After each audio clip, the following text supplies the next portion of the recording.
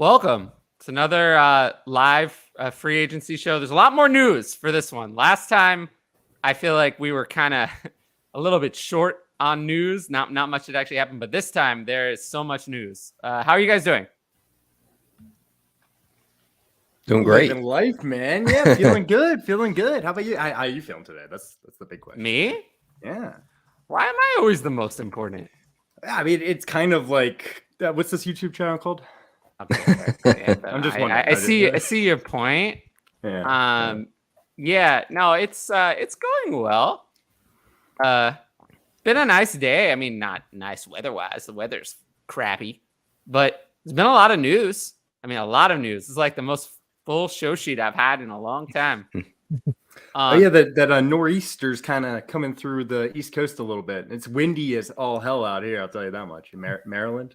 Dave, yeah, you live pretty close to me, I think, right? Used to. I'm now in New Jersey. Yeah. Oh, so you're closer to me. Well, we're in New Jersey. In like Monmouth County, so like central Jersey. How close is that to New York City? I think from like Manhattan, it's like an hour 20. Oh, so that's not bad. Yeah, no, it's You're not definitely closer to him than me. I'll tell you that much. I just drove to Baltimore last weekend. It's like 2.5 to Baltimore. It's kind of like That's in the not too middle bad. That's of not both, too bad. So Yeah. But I mean, no, it's pretty bad here too. Definitely. I can't wait for summer. Oh my god. Yeah. I feel like it's smart. Like spring is next week, and I feel like it's snowing the week before spring. Are we ever gonna get nice weather? I feel like I know it doesn't, like, low key. It doesn't really feel that way. But yeah, let's talk about some of the news. We'll also answer the questions in the chat, and then all the other things. So we'll start with the chat. 12-team Superflex best ball, 101 Bijan and Dak, or Trevor Lawrence in 204 or 104.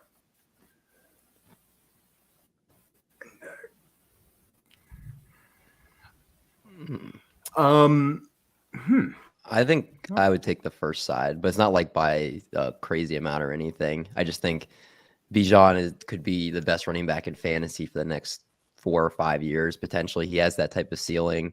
Dak is maybe not a top 8 quarterback, but he could still be a top 10 quarterback, especially you never know what the system could be like now with Kellen Moore out. It could be worse, or it could be somewhat the same. Who knows? But Trevor Lawrence obviously is an upgrade there. Maybe the 104 is like Jahmyr Gibbs or something. So to me, it's a close call. I would just, again, slightly maybe the first side. So when you say the first, you mean Bijan? The like Bijan side. The first overall pick, you mean? Oh, yeah. I'm on your side as well, but it's a very close trade. Yeah. I like the first side, the Bijan side, because I don't feel like you're forcing yourself into double dipping at quarterback.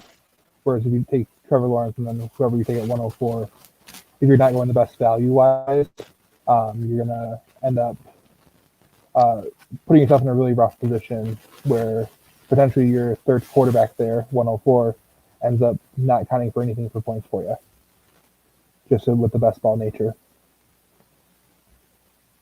Yeah, I agree. I'll take the 101 side. Yeah.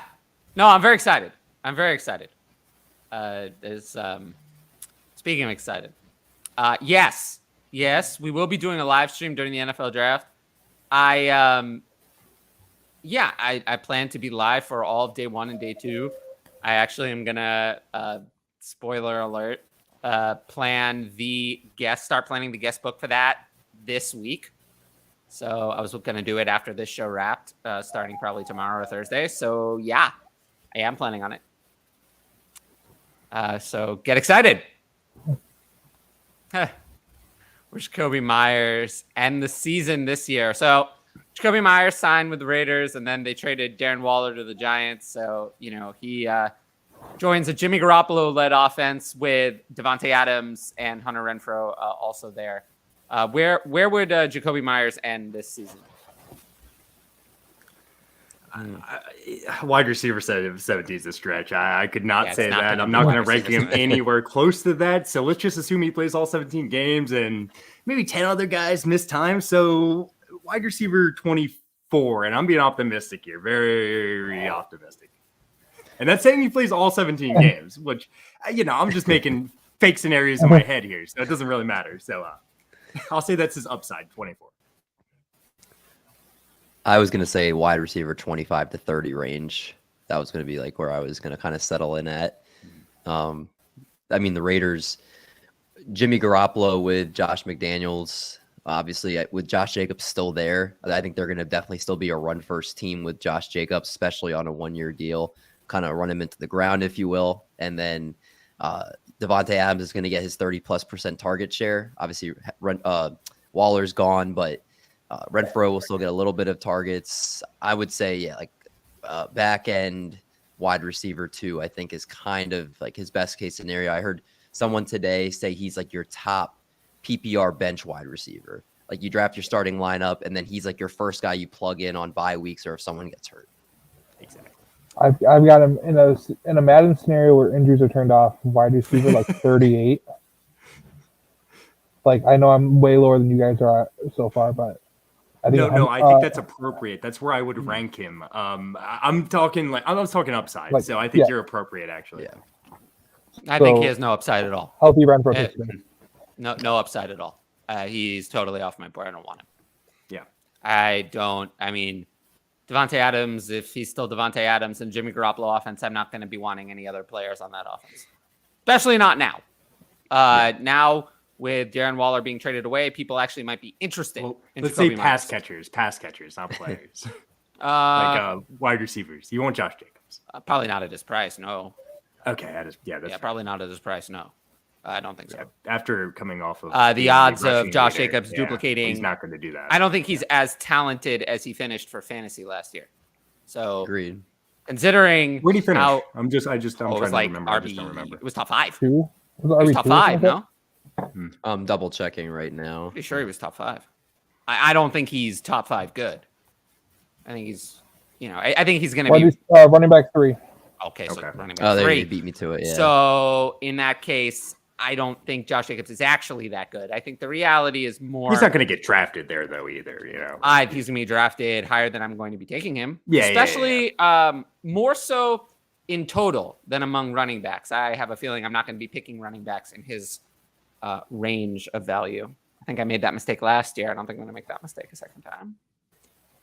He's probably a first-round pick, no? Yeah, and he won't be ADP so I won't be having year. him. Nah, I really doubt that. that. Oh, he will be. Yeah, I think he'll be like. Yeah, I think he'll be like one of the guys you get like on the turn. Ew. Like.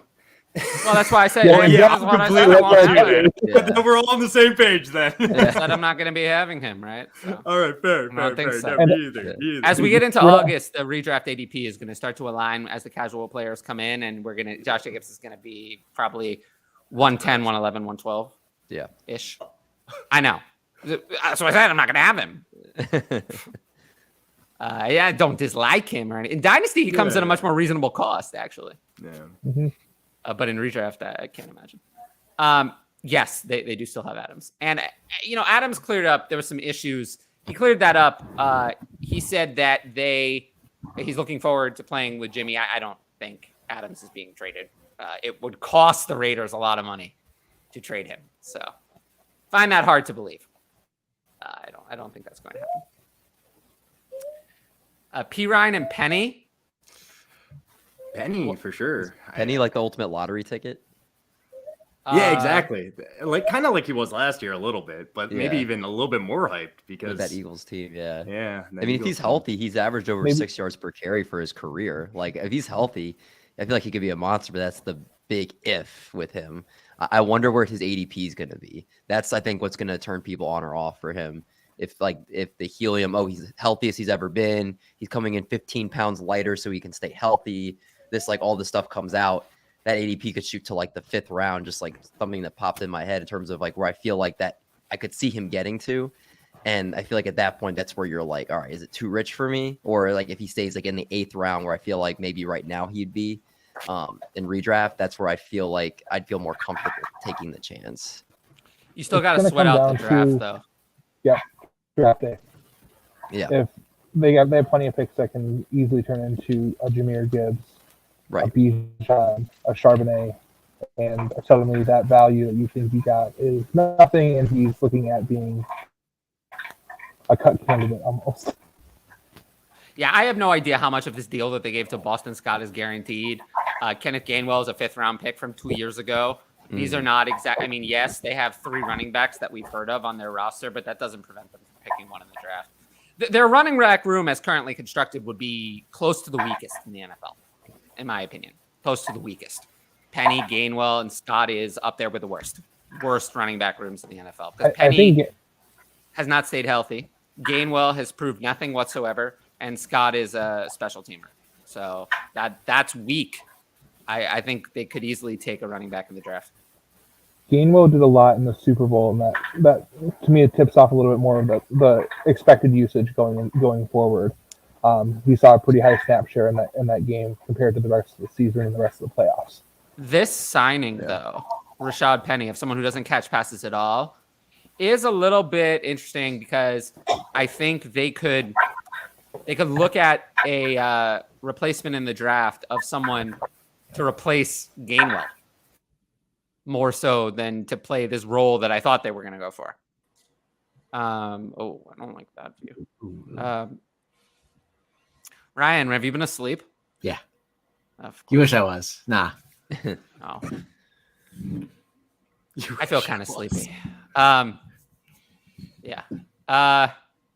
When it comes to Penny, though, I would in Dynasty we don't want players like this. This is your day. This is the day. The day is here.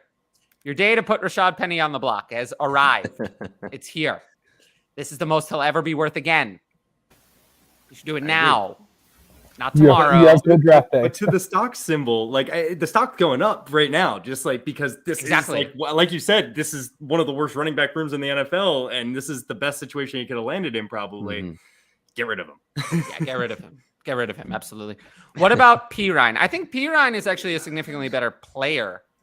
Well, more complete than Penny and isn't always injured. And also there's no current health concerns. I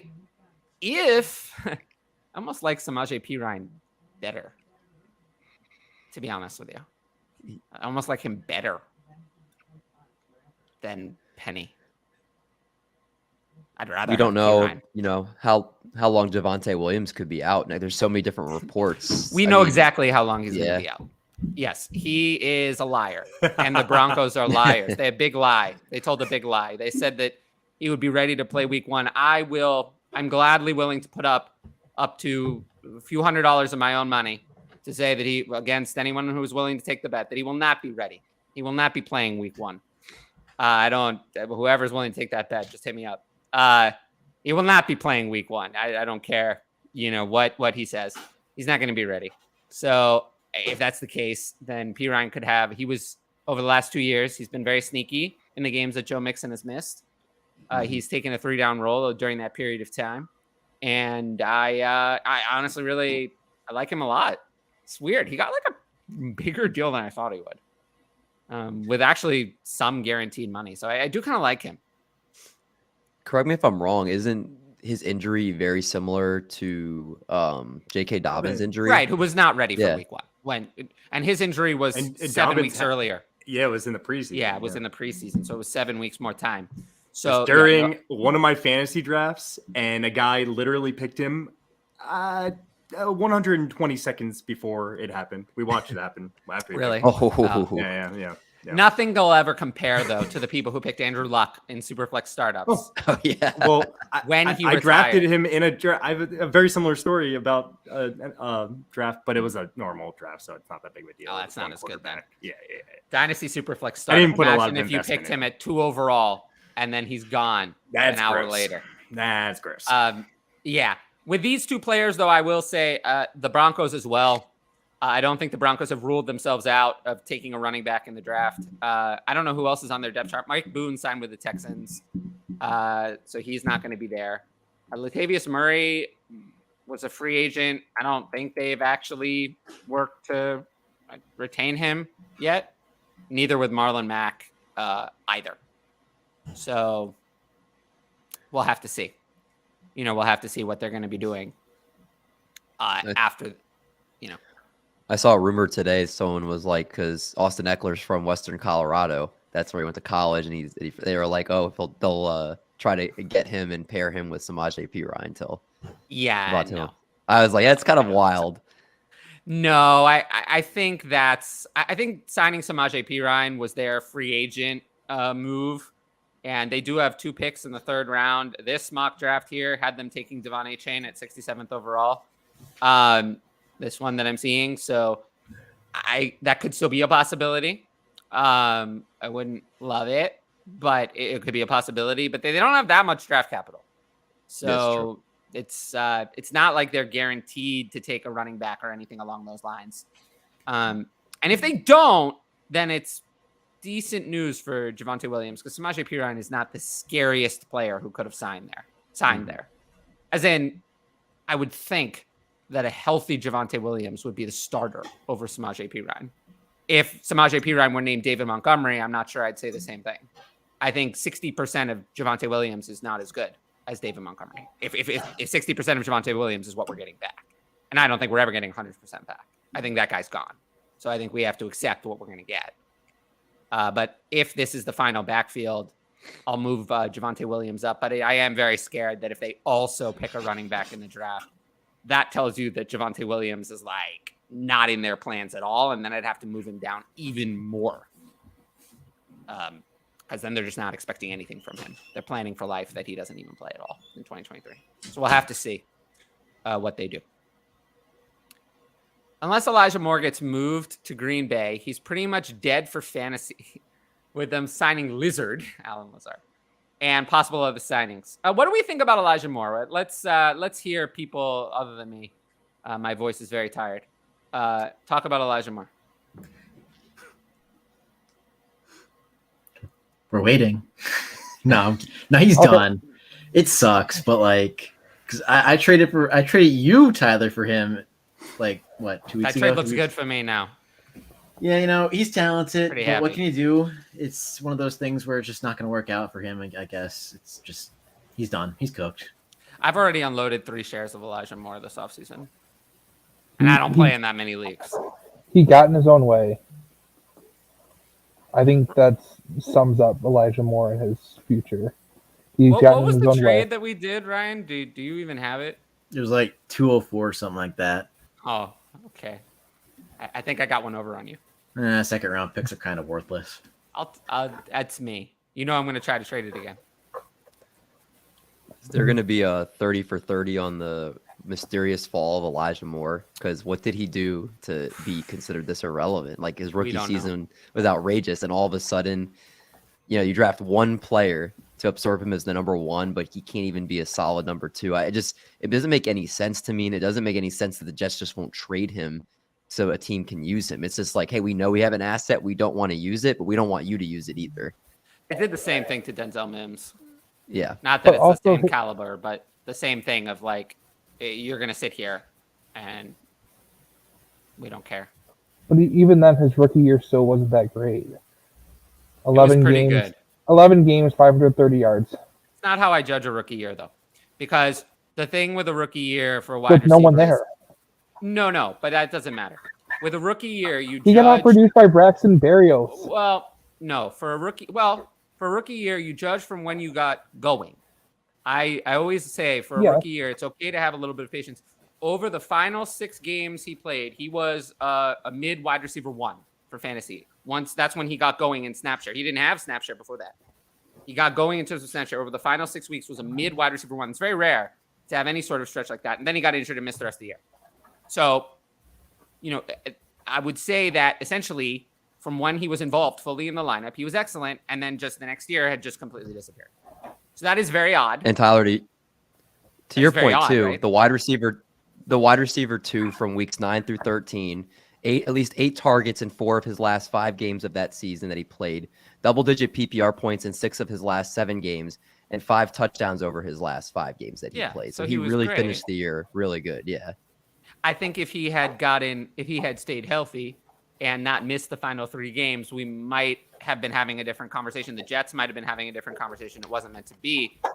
However, the track record of players who flash as a rookie for whatever period of time and then regress in year 2 and never get their shit together is basically all failures. Basically, all players who flamed out. It's your Dante Pettis, your Dante Pettis career arc. It's all looks like that. It's all bad. Players who really regress in year 2. There's very few success stories of that profile. Now, I've heard some people try to tell me Brandon Ayuk. It's not the same thing. He got his act together halfway through year 2. But if your entire year 2 is terrible after a relatively successful year 1, it's pretty much guaranteed that you're going to be a flop. So you got to mention the draft capital with Brandon Ayuk, first round pick to second round pick. I know that's not huge, but it matters. No, it makes a difference. And actually, that's why I feel like, that's another reason why I feel like Elijah Moore is more similar to Dante Pettis than he is to Brandon Ayuk. If I had to pick who I was comparing him to, I would, not as a style of play, but in terms of a career arc, fantasy production, and then lack thereof later, it's more similar to that. So Elijah Moore is pretty much someone that's totally off my board.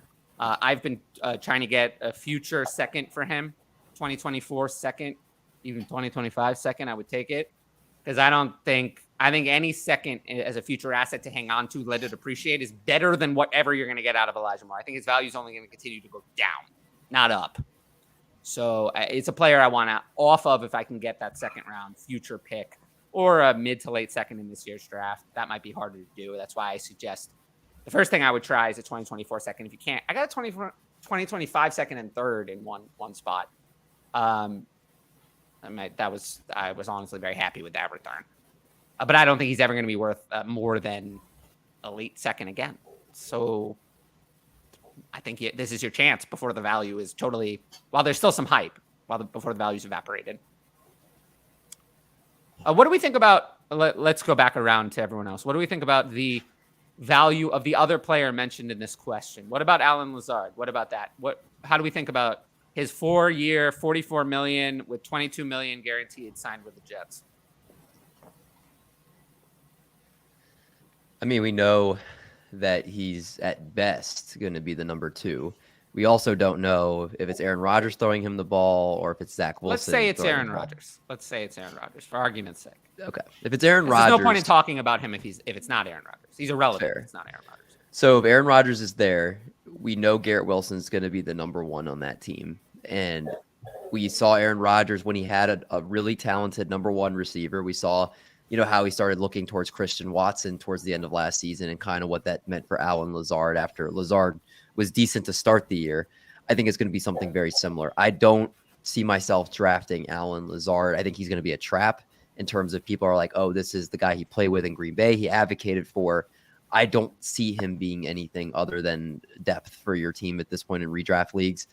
I will pay what's probably going to be a 3rd round price or maybe even late second price for Garrett Wilson because I think he'll be his new, Jordy Nelson, Devontae Adams. I think that's going to be what Garrett Wilson will become. And, Lazard will have he had 6 for 100 and a touchdown this game, but that's not going to be consistent from him. So I think we've seen this story before and it doesn't change that they're on different teams. David, you mean for redraft for Garrett Wilson? Yes. I think at worst he's going to last till the end of the 3rd round. Because I've been doing underdog, the big board or whatever it's called. I've been picking Garrett Wilson the 1st round because he comes off the board by early second. So okay. So that's the thing. I haven't done any drafts yet. And I was like, I didn't think he was going to get out of the 3rd round, but I had no idea in redraft that he was going in the 1st. That's well, I reached a little bit. His ADP's 15.9, so it's basically there though. So that's crazy, man. Wow, that's really early, man. I'm sitting here drafting him at 9 because I don't really care. One of those things. Mm-hmm. I think he's gonna pop off. He's gonna have a great year, and he feels like one of the more sure things in fantasy around that late 1st range. Mm-hmm. I mean. You've Austin Eckler there now. I mean, Saquon Barkley resigned. Bijan's there. I didn't know if you guys knew that. He's at 13 or something. I figured he'd be late 1st, early 2nd. So a lot of uncertainty. So I'm riding with Garrett Wilson this season. But, we were talking about not Elijah Penny, Rashad Penny. What's going to happen to Miles Sanders? He said goodbye. He parted ways and looks like he's going to be looking for greener pastures somewhere else. So where do you think he ends up? It's tough to guess. I don't think we find out anything with the big running backs for this week. It's going to be a chess game of who goes first, who decides to take the money, because the market is very open. Someone's going to get the bag, and you don't want to take it too soon or too late, to where you're leaving money on the table or walking away. And so I wouldn't be surprised if we're waiting until almost the end of March to really see everything play out. It's a game of chicken with David Montgomery, Miles Sanders, a lot of those running backs. Mm-hmm. I agree. We're all waiting for that Dalvin Cook domino to fall as well. I mean, I forgot that trade option is out there now. Cook brothers in Buffalo. If you're a team right now, like this is the deepest running back class I've heard people saying in 6-7 years. Why would you pay one of these guys who've been in the league 5-6 years, have a lot of tread on their tires, the amount of money that you could pay a free agent at a position you need, and then draft a running back in the draft and pay them pennies on the dollar pretty much in the third round? Yeah. All these teams are thinking that. So I mean, Pat, to your point, I know you said you won't think nothing will happen this week. I wouldn't be shocked if they kind of are lingering around for a while until after the draft happens, where at least I could see some of them waiting just to see, hey, you guys didn't pick up a running back in the draft. You need one. Now I have more leverage and I don't have to sign for half of what I probably would have if I'd waited. And the knowledge of the playbook and the system isn't nearly as intense for a running back as it is for a tight end or wide receiver or any other multitude of positions, where we see that often with the running backs don't matter narrative. They do, but they don't. And it makes a contract like Ryan's look really good for him. It's 2 years, $7.5 million. And it reminds me of the Jamal Williams contract, where it's really user-friendly. It's really team-friendly. It's incentives-based. And there's going to be guys out there that are going to get $6 to $8 million, and that's going to be considered a payday for them. The money isn't there for running backs. Yeah. And NFL teams have wised up to that enough to where, yeah, to your point, I'm going to wait and I'm not going to pay someone $900K for a year as a third-round pick, and if they don't work, they don't work, and I just part ways. Thank you, Trey Sermon. Or I hit on someone in the third round, and suddenly I've got Zach Charbonnet, who could perform at the NFL level and lead this backfield for the next 4 years. Yeah, Miles Sanders isn't getting paid. He's not getting paid. He's not getting paid. It's unfortunate. It's hard to even think of a team that has the money to pay a running back and has a running back need. I think the Panthers might be the only team I can think of at the top of my head. Yeah. I mean, the Bears with their multitude of cap. Bears will pay some. We'll end up paying someone. The Bears make sense, but it's not gonna. Yeah, it's not gonna be a very good team, I think. No. Even the Lions haven't paid Jamal Williams. Everyone knows Jamal Williams is going back to Detroit. So here's a situation that everyone would get excited about. How about the Bills? People would get excited. Fantasy people would get excited, right? Yeah, because Singletary is a free agent, so all I have is James Cook right now. Yeah. Oh, was not feeling that shirt. Didn't like how it looked in the light. I like that one. Do you? Man. This is a legendary shirt. Yeah. So. Oh, and for frame of reference, the Bills have $7.5 million in cap space. Yeah, they don't have it either. Who are they going out? Who are they going out and signing? No, Bills are not a little bit better version of P. Ryan. Yeah, he's not getting paid. It's just not there. So teams have just said, forget the running back position. I don't need to pay it. No running backs. I'm not going to really budget. I'm not going to budget it. It's now a budgetary situation where teams just haven't budgeted the money. Agreed. They'll go pay for a linebacker. They'll go pay for a safety or a DB or a lineman. But they're not going to go and pay up for a running back in free agency. Yeah. They'd rather just spend cheap on Mostert and Wilson or something like that. And then if someone falls in the draft, they take them, and if they don't, they run it with most. They wait for these guys to take a contract cut, and say, okay, fine, I'll go play Miami for $5 million a year, instead of the estimated $9 or $10 million that they thought that they were going to get in free agency. I mean, Miles Sanders is going to sign. Mm-hmm. But I don't know. We'll have to see.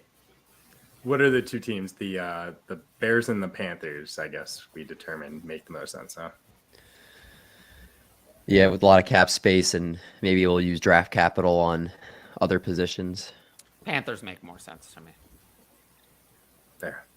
Me too, I guess. Yeah, who are the Panthers?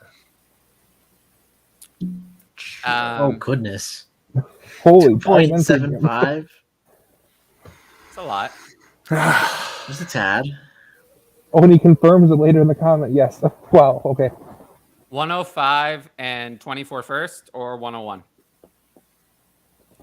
So, so in most Superflex leagues, that's going to be your choice of JSN or Gibbs and a 24 first or Bijan. It's pretty simple when you look at it that way. What would you rather have? Is it simple though? No, I mean it's not actually. I think it's very close. It's definitely not. I think the value is slightly on both the pick side, but I don't think I kind of want the 101. I think you can get slightly more than this. This isn't the best offer for the 101 that I've seen. Yeah, I feel like you can get more. So you should take I it. feel like you could get the 24 first, the 105 in the second, and the other person wouldn't think twice about sending it back to you and saying yes. I mean, wait, so this person's getting the 101? Yeah, getting the 101. Yeah, if you can get that, seems cheap. I'm sending. Yep. I'm about it. I like that. Getting a lot of value there. Even though you're losing your 24 first, it's still a significant value gain. Because how did you get, okay, if you had the 105, were you a worse team? And like, how bad is your team? Is your team ready for Bijan? I mean, if he's a bunch of top 10 tight ends, like at 3 points a reception, I feel like he's going to be fine. Is your 3 tight ends Goddard like 6, 7, 8, or are we talking Kelsey? It's like Kelsey Hot, Goddard, Ingram, Dalton Schultz. Because once you get to like tight ends 6 through 15, they're all the same. Yeah, it's quite an ugly landscape. If your team's ready for 101, take the 101. Can Kyle Pitts save us yet? Like, no. Come on now. It's been He'll too long. save us soon, though. Don't worry. Jonnu Smith's going to get so many midseason targets, and people are just going to lose their minds. Fuck that. Any gossip Jonnu Smith was barely taking targets away from Hunter Henry. Any gossip about DeAndre Hopkins being traded? Yes. If I a lot of gossip. I know you would love your Chiefs. Just a feeling. Whew, that'd be nice. I don't know. We'll have to see, but just a feeling that he might end up on the Chiefs by the end of the week. Just don't come at me if it doesn't happen. But he's got insider information. Just a feeling. We'll have to see. We're gonna have to see. But just a feeling. Can we call our shots? No, I own that. Only your. Well, that's what I'm saying. Since it's your show, that's like, can we? Because I think he's going to be a Raven. Yeah, I've heard a lot of that too. I remember when I did 20 of those threads last offseason. There's word. And then other people tried to do it, and they the Tyler Twitter mob went after them, and I was like, oh boy, I don't have time for this. I think I don't do threads like that anymore. I think I did 2. The Ravens always get these big physical receivers towards the end of their career. Yeah, that's the Ravens model. He just fits it at this point. And I can see him in the purple and black too. I remember Anquan Bolden, Steve Smith. There was another receiver. I'm pretty sure they Derek Mason. Derek Mason. This is just what they do. So There's Lee Evans who didn't pan out as well. There's some others that didn't pan out as well. This is the number one for Lamar Jackson. TJ Hushmanzada. We got to. I remember, yeah. I mean, I was gonna say Cowboys if you asked me yesterday or 2 days ago, but that Michael Gallup restructure really makes it seem like they're gonna stick with him because they don't have that out anymore in 2024. So I don't know. I want to say Chiefs, but I like the Ravens. Ravens is a really good answer. We'll have to see. We'll have to see. I guess so. Tyler's new catchphrase tonight. We'll have to see. Well, that's always been my catchphrase. Yeah. That's ever since Aaron Rodgers, when they asked him, in 2021, or I think it was 2021, if he would be playing quarterback at the opener, he was like, "Well, we'll have to see. We'll have to see." And then they asked him, like, "What about the home opener? Will you go for that one?" It's like, well, I don't know. It's still like my favorite video. I watched it like 100 times. It just shows you I have nothing better to do. That pandemic times, now I have other things to occupy myself. Dak is going to feast this year if the Cowboys pull Hopkins. Oh, Dak is underrated. Oh, and thanks for the likes. If you're here, like the video, leave a comment, subscribe to the channel, make a super chat, and sign up for my Patreon. I got all the plugs done in less than 30 seconds. Do it. Yeah, Dak is underrated now. People hate on Dak too much. You know what kind of pulls me back from Dak just for fantasy next year a little bit is just like the quotes I've heard from McCarthy about kind of why they separated from the offensive coordinator. Like he's like, I just want to run, and he wants to pass, blah blah blah. So it seems like he doesn't want to run the ball. And yeah, like the Cowboys have been doing. Yeah. How does Mike McCarthy have a job?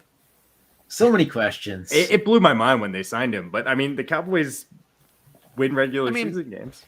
If there's one thing I've learned from my time in the fantasy industry, it's not always the the best who keep their jobs. So things are, there's always other factors. Mm-hmm.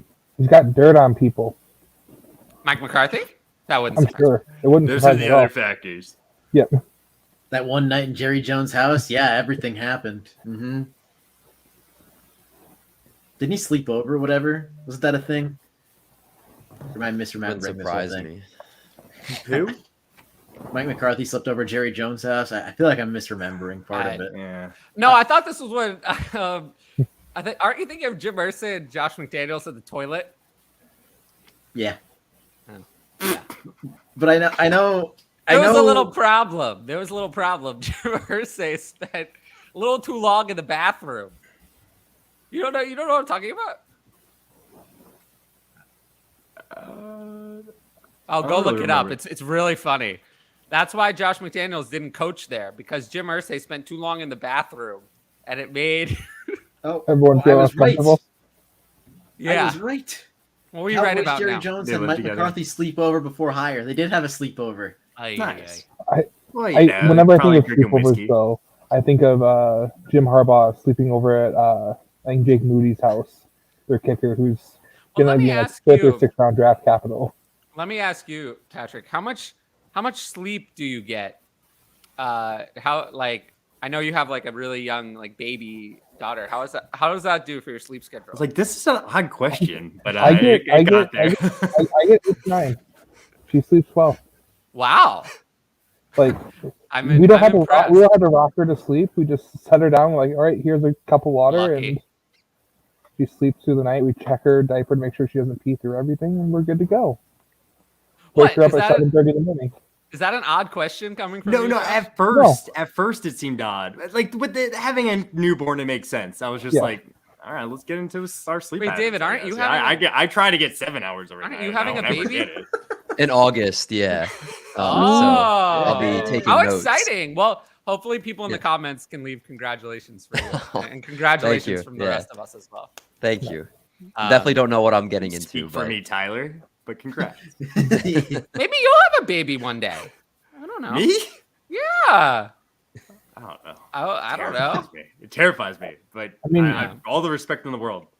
Protection might fail one time. Yeah, well, not like I do a great job with that. No, I'm okay. I digress. Okay. Well, So next question. This is when I'm glad that this show is on my channel and it can't get canceled. Back to free agency and safeties. Aaron Rodgers. Yeah. Wow. The linemen. Anyone? Yeah, there was a lot of linemen that signed. There's been many more linemen signed. Linemen were signing today. Yeah. There's a lot of investment at the tight end position. I'm like a 5-year-old on the inside. Right. We didn't even address this. I don't. Yes, he's worse in best ball. I agree with this. The logic of this take. Better in managed leagues, worse in best ball. Is Gainwell a nice 0 RB target? No, not really. I mean, like you don't want him to be your starting running back. I could only see drafting him in like a best ball where you're just hoping if it is just Gainwell and Penny next year, you draft him like hoping that like, oh, if Penny goes down, then I have a bunch of him. But like, you can't even, like we were saying earlier, they'll probably add at least another running back there. So like, I don't see him being too valuable, even if you go the 0 RB route. I do see the Eagles as a team that carries 4. Now that I think about it, they're a run-heavy team. They're probably a team that's going to carry 4 tailbacks on the active roster and activate 3 for each game. A lot. Some teams do that. Some teams just carry 3. And the 4th is on the practice squad. I could see the Eagles being one of those teams that carries 4, because they kind of need they have Penny, who's kind of like doesn't catch many passes. Then they have Gainwell, who plays his role, and Scott, who kind of is special teamer and catches some passes. They could kind of use a better backup than Trey Sermon for the Penny side of things, or a starter. If they go really high end. Gainwell's never going to be a workhorse. He can't do it. He's always going to be in his role. If Penny were to go down, Gainwell would maybe play 60% of snaps instead of 40. But my ideal 0 RB target is someone like Samaje Perine, who we know, redraft we're talking, who I know can carry 80 to 90% of the work. We've seen him do it. So that would be more of an ideal target for me. Or someone like Jamal Williams. It never really came up that much. DeAndre Swift played a lot. But we know Jamal Williams can take an 80% snap share if the opportunity is there. We know he can do it. He did in Green Bay for years, and he did it last year in the games that Swift missed. So I would, assuming he's back, or wherever he goes, he would be a good target for me. Perine and Penny, yeah. It's sad that this is what we're talking about. I'm not going to lie. Until tomorrow when Aaron Rodgers breaks the news. At 1:00 on his on the Pat McAfee show. Yeah. It's the decision part 2, it seems like. I can't wait till he retires. What if the decision is I'd like to come back to Green Bay? What about that? That would be Alan wild. Lazard's going to be mad. I am not ready for this. I am driving into Wisconsin tomorrow, and it is. No, Ryan, Alan Lazard hasn't If formally signed his no matter contract. what happens, he can still get out of it. It's going to be everyone's going to be pissy. Oh, yeah, Remember that all of these deals agreed to during the tampering period are unofficial. Yeah. Tomorrow, right? Or something? When's 4 p.m. Eastern. Yeah. Announcing at 1 p.m. right before everything comes official. Good one, Aaron. Yep. Plan that one out. Did we talk about Austin Eckler at all? No. I mean, it looks like he's going to be on the move. Seems that way. I mean, he's allowed to talk to other teams, but the Chargers aren't going to get much for him, in my opinion. Right? You just don't get much for running backs. Like we're kind of talking about that a little bit. Most of the time, when players are given actual permission to talk to other teams, they end up gone. But I don't know if that's going to happen in this case. Christian McCaffrey was traded for a lot, so I kind of, if he can get anything, what they got from Christian McCaffrey, I guess. I don't think they're going to get that much. Me either. I don't think so at all. My guess would be like a 4th. It's crazy. Yeah. No, I'm kind of with you because there's a contract you got to take too. Contract's tiny though, but you're going to have to give him an. Is it that tiny? He wants money. I believe it's $6 million this year. Oh, that is tiny. He wants to restructure. That's what this whole fight is all about. That's why there's a problem. Yeah, he's outperformed it, and they're not giving him an extension for what he's done so far. They're basically like, your best days are behind you. We're not going to pay you more than the $6 million. I think it's the kind of thing that they don't want. They know that giving him a lot of extra money for 2024 and beyond is foolish. They have him on this really good deal now, and they're just willing to basically. I mean, I don't know. I do think it's the kind of thing where they are going to play hardball. Like, I don't think they're going to give him the extension at all. I think he's either going to go elsewhere if another team really comes with a real offer, or he's just going to sit there and eventually realize he doesn't have a choice, because holding out is really just not an option in the NFL anymore. He's not wealthy enough just to hold out and just sit there. Well, he's wealthy enough, but he can't wait out this contract. No, because there is no waiting out money. contracts anymore. The contract just tolls. There is no holding out. Holding out is not a thing. Yeah. You can't do that. If you hold out, you're penalized from the second you don't show up to training camp. It's really not possible. Doesn't it? The year doesn't run through. So like if you're on a 2-year deal and you sit out, you still have 2 more years on your deal. Yeah, it doesn't. It tolls. Yeah. That's what I'm saying. It tolls. So no, there is no holding out. The only players who can ever hold out are people who are on franchise tags. If you're on franchise tag and you just don't sign it, then you can hold out, and then you can cause a big problem and an annoyance for them all year. But if you're just on a regular contract, there really is nothing you can do unless you're so good, or a quarterback. It's usually a quarterback, to cause so much disruption that they'll just get rid of you anyway. But Austin Eckler is just not quite that. He is. I think he's going to find that he might have to play on this contract.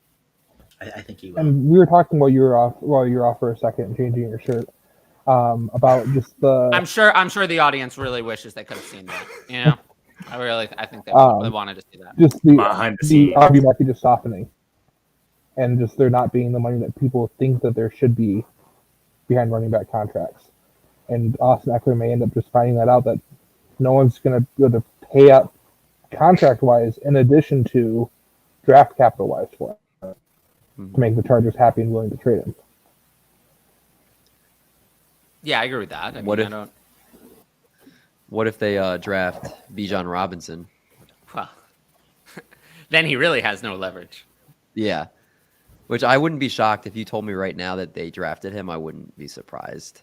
They have their offense, their passing offense his passing offense is so good.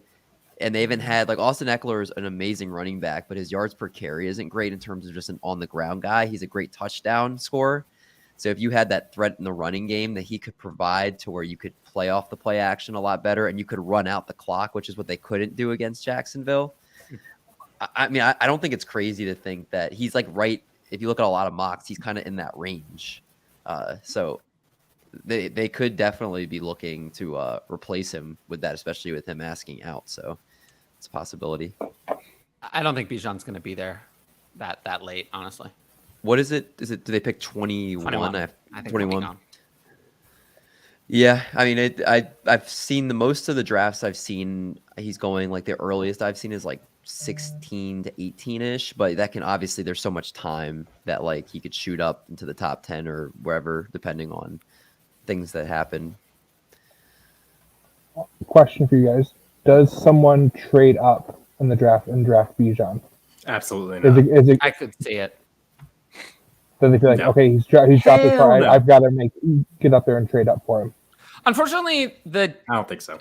There's only one. We actually just talked about the only team that would. It's the Chargers themselves. Because really, if you look at the board, I don't see that being something that the teams behind them would do, outside of Minnesota if they cut Dalvin Cook. Those would be the two teams I think are Dalvin Cook the favorites. is still there as of now. So Cincinnati would have to, I think, go too far up. They would be a candidate if they cut Joe Mixon, but I think they're too far out of it. Whereas Minnesota at 23 might not have to go up that far. So I can see that. Other than that, I mean, again, Buffalo at 27 feels like they're too low. I feel like no one wants to give up significant capital again for a running back, even if he might be the guy. The Jets traded up to get Breece Hall in the second round. I know that. It's second. And the Broncos traded up to get Javonte. It's a huge difference. Trading up in the first round, even a couple. But they moved up a couple spots significant. To do it. I could see the Chargers. If we get to 16 or 17 and it's only 4 or 5 spots, I could see them doing it if Austin Eckler is gone by then. But they're the ones that are the most likely. Because they're not, if Austin Eckler is gone, I always had the Chargers needing a wide receiver. But, they have Mike Williams and Keenan Allen restructured for next year. If Austin Eckler is gone, suddenly their biggest need on the whole roster becomes running back.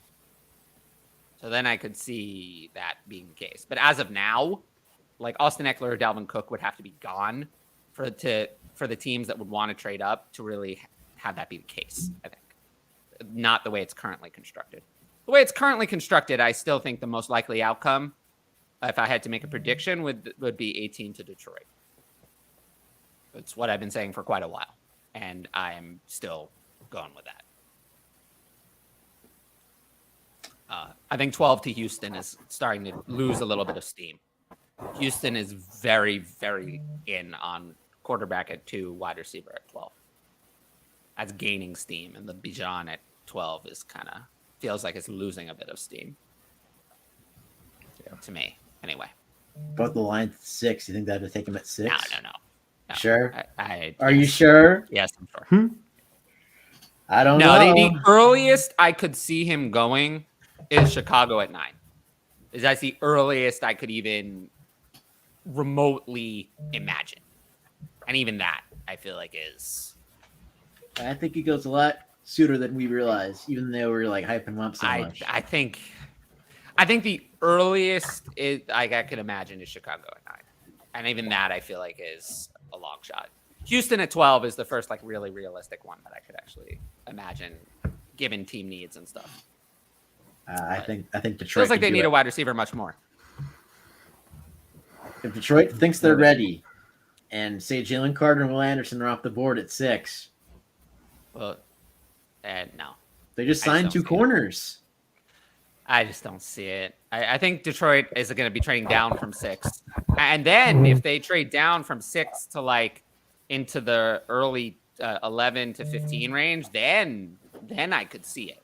But at 6, I feel like it's a gross like overpay for Bijan. I love Bijan Robinson, but I don't think that's a good idea. Javonte Williams is falling again. We know that I hate Javonte Williams. What is Miami doing? This running back class is deep, and they signed 2 running backs. It's interesting. I actually dislike Miami's approach to a degree. I don't really care for it.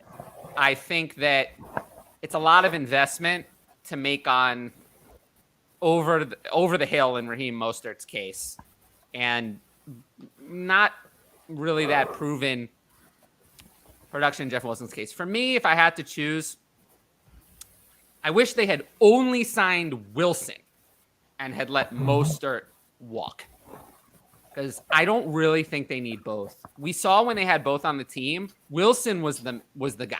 Wilson was the guy they preferred. And they gave them similar money, which makes me think that, honestly, Wilson has been competent for more time recently, has been more solid recently, and he feels like the good value.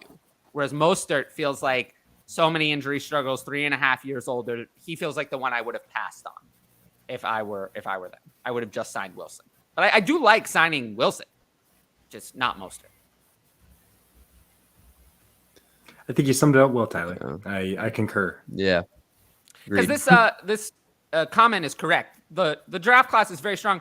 You can't go in with nobody. You have to have somebody. You have to have a backup plan. Miami doesn't have that much draft capital. They have 1 second and 1 third, and then 6th and 7th, and that's it. So they are short-handed. So I understand why they did it.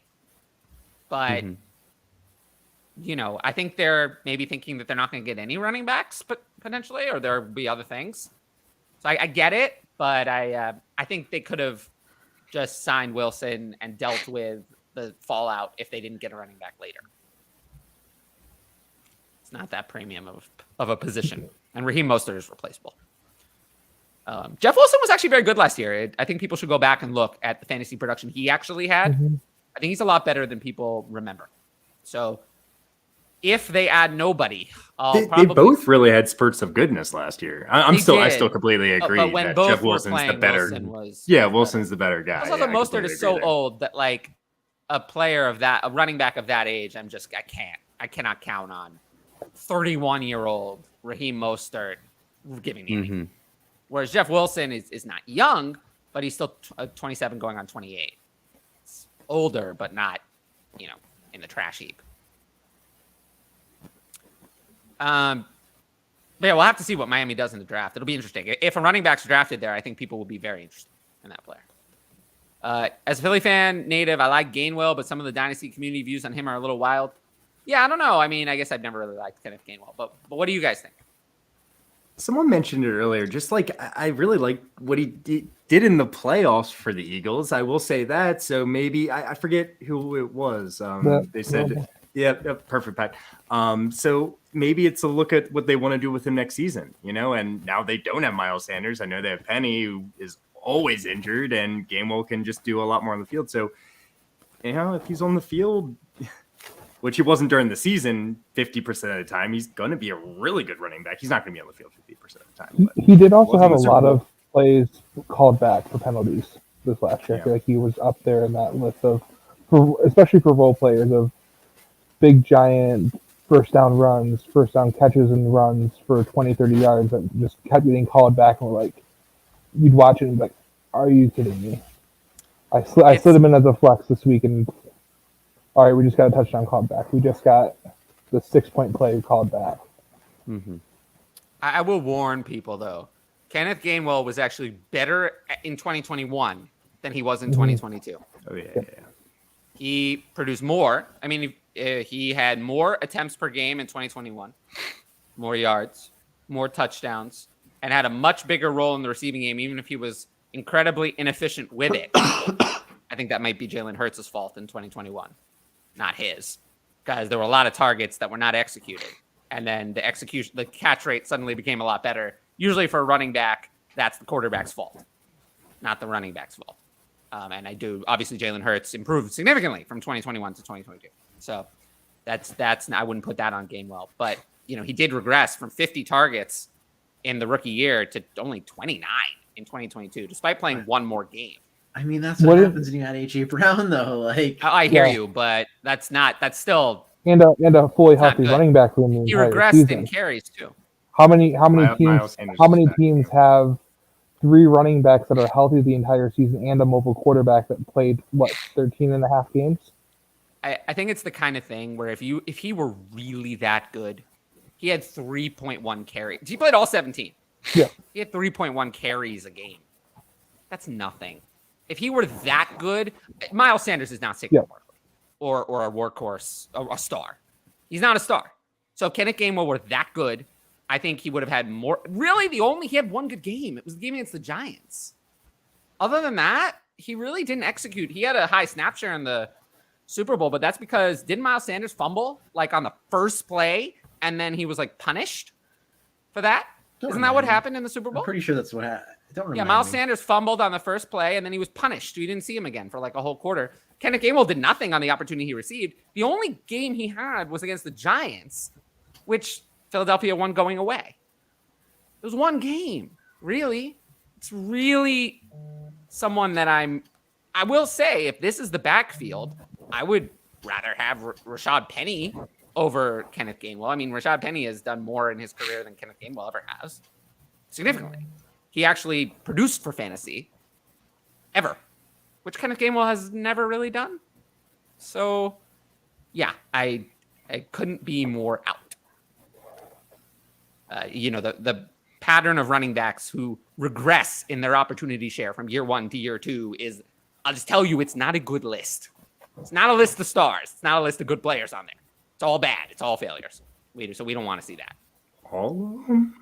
Pretty much, yeah. I mean, that's not a list of stars. Usually running backs, if you haven't done it by year 2, it's usually bad. No. I'm with you. I don't know what I'm talking about. Running backs you want them to hit early.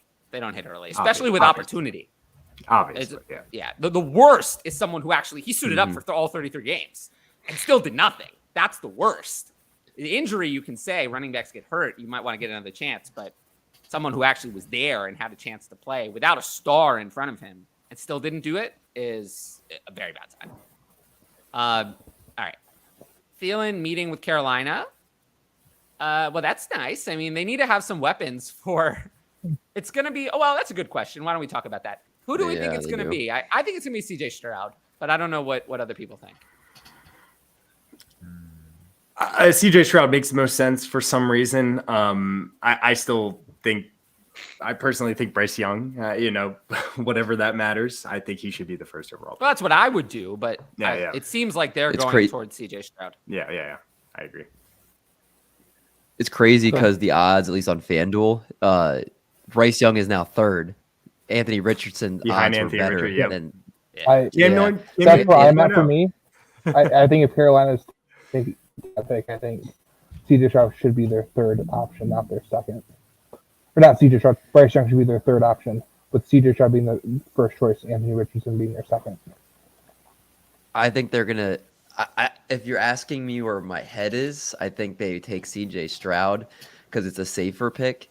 But I mean, this is the franchise that had Cam Newton. This is who he's compared to. They just signed Andy Dalton today to a 2-year deal, and he's the type of player that you would be like, okay, he's a great bridge guy to get to a project kind of like Anthony Richardson. If you draft CJ Stroud, you're probably going to start him from day one. That Andy Dalton wouldn't be the quarterback I would back him up with if I was planning on starting someone from day one. I don't know. I will say this real fast, just because they're completely different players, Anthony Richardson and Andy Dalton. So if you're trying to build a system for Anthony Richardson, Andy Dalton wouldn't be the move, probably, right? That's the only thing I would say. That's a fair point. That's the only thing I would say. Yeah, that's a fair point. All your other points were great there. You had me sold until I thought of that real fast. This screams that they're taking one of the other guys, because Andy Dalton is not. I think if they were going to take Anthony Richardson, they would have signed someone better. There were actual bridge quarterbacks available. Who look? There's nobody on the free agent market who is similar really to Anthony Richardson. There's nobody out there. Cam Newton. But Cam Newton is retired. And the most similar, the most similar is like Gardner Minshew, and he's not similar. I did see something where all of Frank Reich's quarterbacks that he's worked with are all these 6'4", 210 to 240 pound guys. CJ Stroud. Yeah, to me, the Andy Dalton signing, they all fit his body type. I do think it's like Stroud. Yeah. Richardson's in that body type too, though, right? He's never coached a short quarterback. I agree, Stroud, but just remember, last year, Aiden Hutchinson was the runaway favorite for number one at this point. And that didn't happen, so. And if I'm not mistaken, the year Baker Mayfield was the number one pick, that didn't really come out that he was going to be taken number one until like the day or two before, if I remember. Like most people were thinking Sam Darnold, right? Yeah, that's what I'm saying. I don't remember ever hearing Baker going number one until like right before the draft. And then that's when they said he's actually John Dorsey's favorite quarterback. And that's when like it started picking up. So like there's always, I mean, they're still got a lot of time. I'm not ruling anything out. Because Anthony Richardson's helium is crazy how much he's been getting. I will say that Anthony Richardson is one of those quarterbacks where we have to separate. We like Anthony Richardson for fantasy. It doesn't mean it means we're going to dislike, at least in my opinion, we're going to dislike every single other player on his team. We're not going to want them. He is going to run the ball a lot, which is bad for everyone else. Good for him. It's great for him. We're going to love him. We're not going to love the other players on that team. So he's a player that if I'm having my weapons and I'm sweating getting a quarterback, he's a downgrade over, like, for fantasy, I'd rather have, like Jimmy Garoppolo as my quarterback for a wide receiver than I would Anthony Richardson. Anthony Richardson is a fantasy downgrade from Jimmy Garoppolo for wide receivers on that team. DJ Moore's gone, so we're fine. Yeah, I mean, that's immediately what I thought about. Right, I was like, yeah, but I think Anthony Richardson don't have to worry about go. Isn't going there. I think the most likely thing is that he's going to Indianapolis. So watch out for the Michael Pittman shares. Unfortunately, and then Alex Pierce is literally just dead. Yeah. I'm not sold on Anthony Richardson at Indy yet. And it's not because they won't take him. If he's there at 4, they're going to take him. But I think they might trade up to 3 to ensure that they get him. I was going to bring that up. Another team could trade with the Cardinals and go up to 3. The Cardinals are a barren football team right now. Like, they have nothing, and they're in a chalky year. I could see I could see that, but which team would it be? I mean, you got a point Vegas? there. Vegas just paid Jimmy G. I mean, Atlanta. Vegas Atlanta is doing some weird things if that's their move. So weird. Seattle. I mean, they're doing weird things. Just period. I don't know. Seattle's doing even weirder things. I mean, they gave Geno even more money than the Raiders gave Jimmy. I think if I'm not mistaken, they can get out of it after the first year The Raiders without is the same owing with him Jimmy, too though. much guaranteed money. So he'd be the perfect sit behind Geno for a year, and then it's yours next year. All right. I heard this on a podcast. I'm listening to the draft I like podcast. that. I'm getting in the swing. And there was I don't know if you know Trevor Sikkema and those guys. I know over- Trevor yeah, Sikkema, yeah. So they were talking about they went to the combine and they heard a team often brought up for their trade discussions. For one was the Tennessee Titans jumping up all the way from 11 and going up into the big quarterback because they don't have a quarterback. Malik Willis is cooked and Ryan Tannehill is kind of done. I will say, I have an idea. That could work. I have an idea. I no. just Here thought it of it. comes. It's such a Here it great comes. idea. Uh-oh. It is. It's a great idea. Yeah, I'm sure it is. Atlanta can go up to 3, trading Desmond Ridder away to Arizona, where Desmond Ridder can sub in for Kyler Murray for a few games this year. Arizona can go down to 8. Atlanta then can pick Anthony Richardson, and then he can sit for some amount of the year behind Taylor Heineke, who they signed today in other news. And then Arizona can accumulate a lot of extra draft capital. They get a backup quarterback to Kyler Murray who can, play while Kyler Murray's out. We don't know how long that's going to be. And then, everyone seems happy. Well, why couldn't that work? Everyone seems happy. I'm Right, not I mean- happy. Why not? What are we unhappy? What are we unhappy about? I still have Jordan Love as my quarterback. Well, you're not happy, but I think, what about those teams? I think they would be happy. I don't see why everyone wouldn't be happy. Atlanta would be happy. They have their quarterback of the future and a bridge quarterback to kind of, keep things going for some of this year. They're not going to win this year anyway. Arizona's happy. They accumulate extra draft capital, and then they get to potentially raise Desmond Ridder's trade value, and they can trade him away once Kyler Murray is back, or you have a backup quarterback on a cost-controlled contract for a few years that you don't have to pay veteran backup money to. Why wouldn't they be happy? That seems good. And it's 3 to 8. It's not too far to make it unreasonable. 1 to 9 was just done as a trade. Why couldn't 3 to 8 happen? So it seems like everyone would be happy. Tyler. I like it. Yeah, I'm sold. That's a great. I think why not? Get me Why not sold. Atlanta? Why I don't we had call questions Arizona? I wanted to ask you and holes I wanted to point out, but you addressed all those with your following points. So Now that I think of it, Good job. Atlanta should call. Good job. Why not? You got to Good make job. moves. Atlanta should Bravo. have called Lamar Jackson a week ago. So Wow, they're not going that's- to do that. that's You a know whole- they're that's not a going to whole do separate that. issue. They're not smart. Come on now. I think the league might, until I see the trade, I expect the league to stick Arizona with that third pick and say, take it. We'll wait. And I just force think that their hand. Indianapolis at 4 presents an opportunity for a team to jump ahead of them. Because Atlanta is jumping many spots. There's so many things that can happen in between. That's why I suggested them instead of Seattle. Or especially instead of Seattle. We'll have to see. I do think it could happen. I know Arizona's trying to trade out. We've heard that a zillion times. It's just a question of where. Yep. I'd be shocked if it's a 1, 2, and 3 isn't a quarterback. Well, Arizona's not going to pick a quarterback. So Well, I'm saying it's only gonna I agree with you. I think that a team is going to jump the Colts if the Colts aren't scared enough and just trade up one themselves. That I think a team will trade up to they can Yeah, I get think- Anthony Richardson or Bryce Young, whichever of them is left. I think it's clear that for people now, it's a top 3 of quarterbacks, and Will Levis is a 4th that people are still interested in, but isn't going to go in the top 5. I think Will Yeah. Levis, is going to go somewhere. And Will Levis could go at 8 to Atlanta if they just stay there. Yeah. I could see a world go at where 7 you to Vegas. went at 4. There's a world where top 4 are all quarterbacks, right? Well, if someone trades ahead of Indianapolis and Indianapolis still wants a Yeah. quarterback, then they could have Levis at 4. I mean, that's possible. Yeah. And then Seattle hits the jackpot with Will Anderson at 5. That would be insane if Will I think Anderson was at 5. if that's the case at 4, I think the Colts trade back. Yeah, it would be There's the no smart reason for them to take Levis Yeah. at 4. I Who wonder Who else, if who else Will is looking? Who else is looking for that quarterback? At nobody. 5, I There are wonder. a couple There are teams. a couple teams. There are a couple teams. I do they're wonder not what passing happens if Carter. someone trades in front Probably of the not. Colts and the Colts don't want Will Levis. What they do? Like, do they take him anyway, even if they don't want him? trade out, just take the best player and forget quarterback, I do wonder what they do, because you know that taking a quarterback you don't want in the top 5, really, you can't just take a quarterback just because you need one. Oh, but watch Chris Ballard. He's on the edge of his job security over there. It's kind of why I lean, if I'm making a guess, that Indianapolis trades up to 3. That's what I'm guessing, because then Arizona can trade back again. It gives Arizona more leverage. If they can get something relatively significant to go down one spot, then Arizona can do this all over again.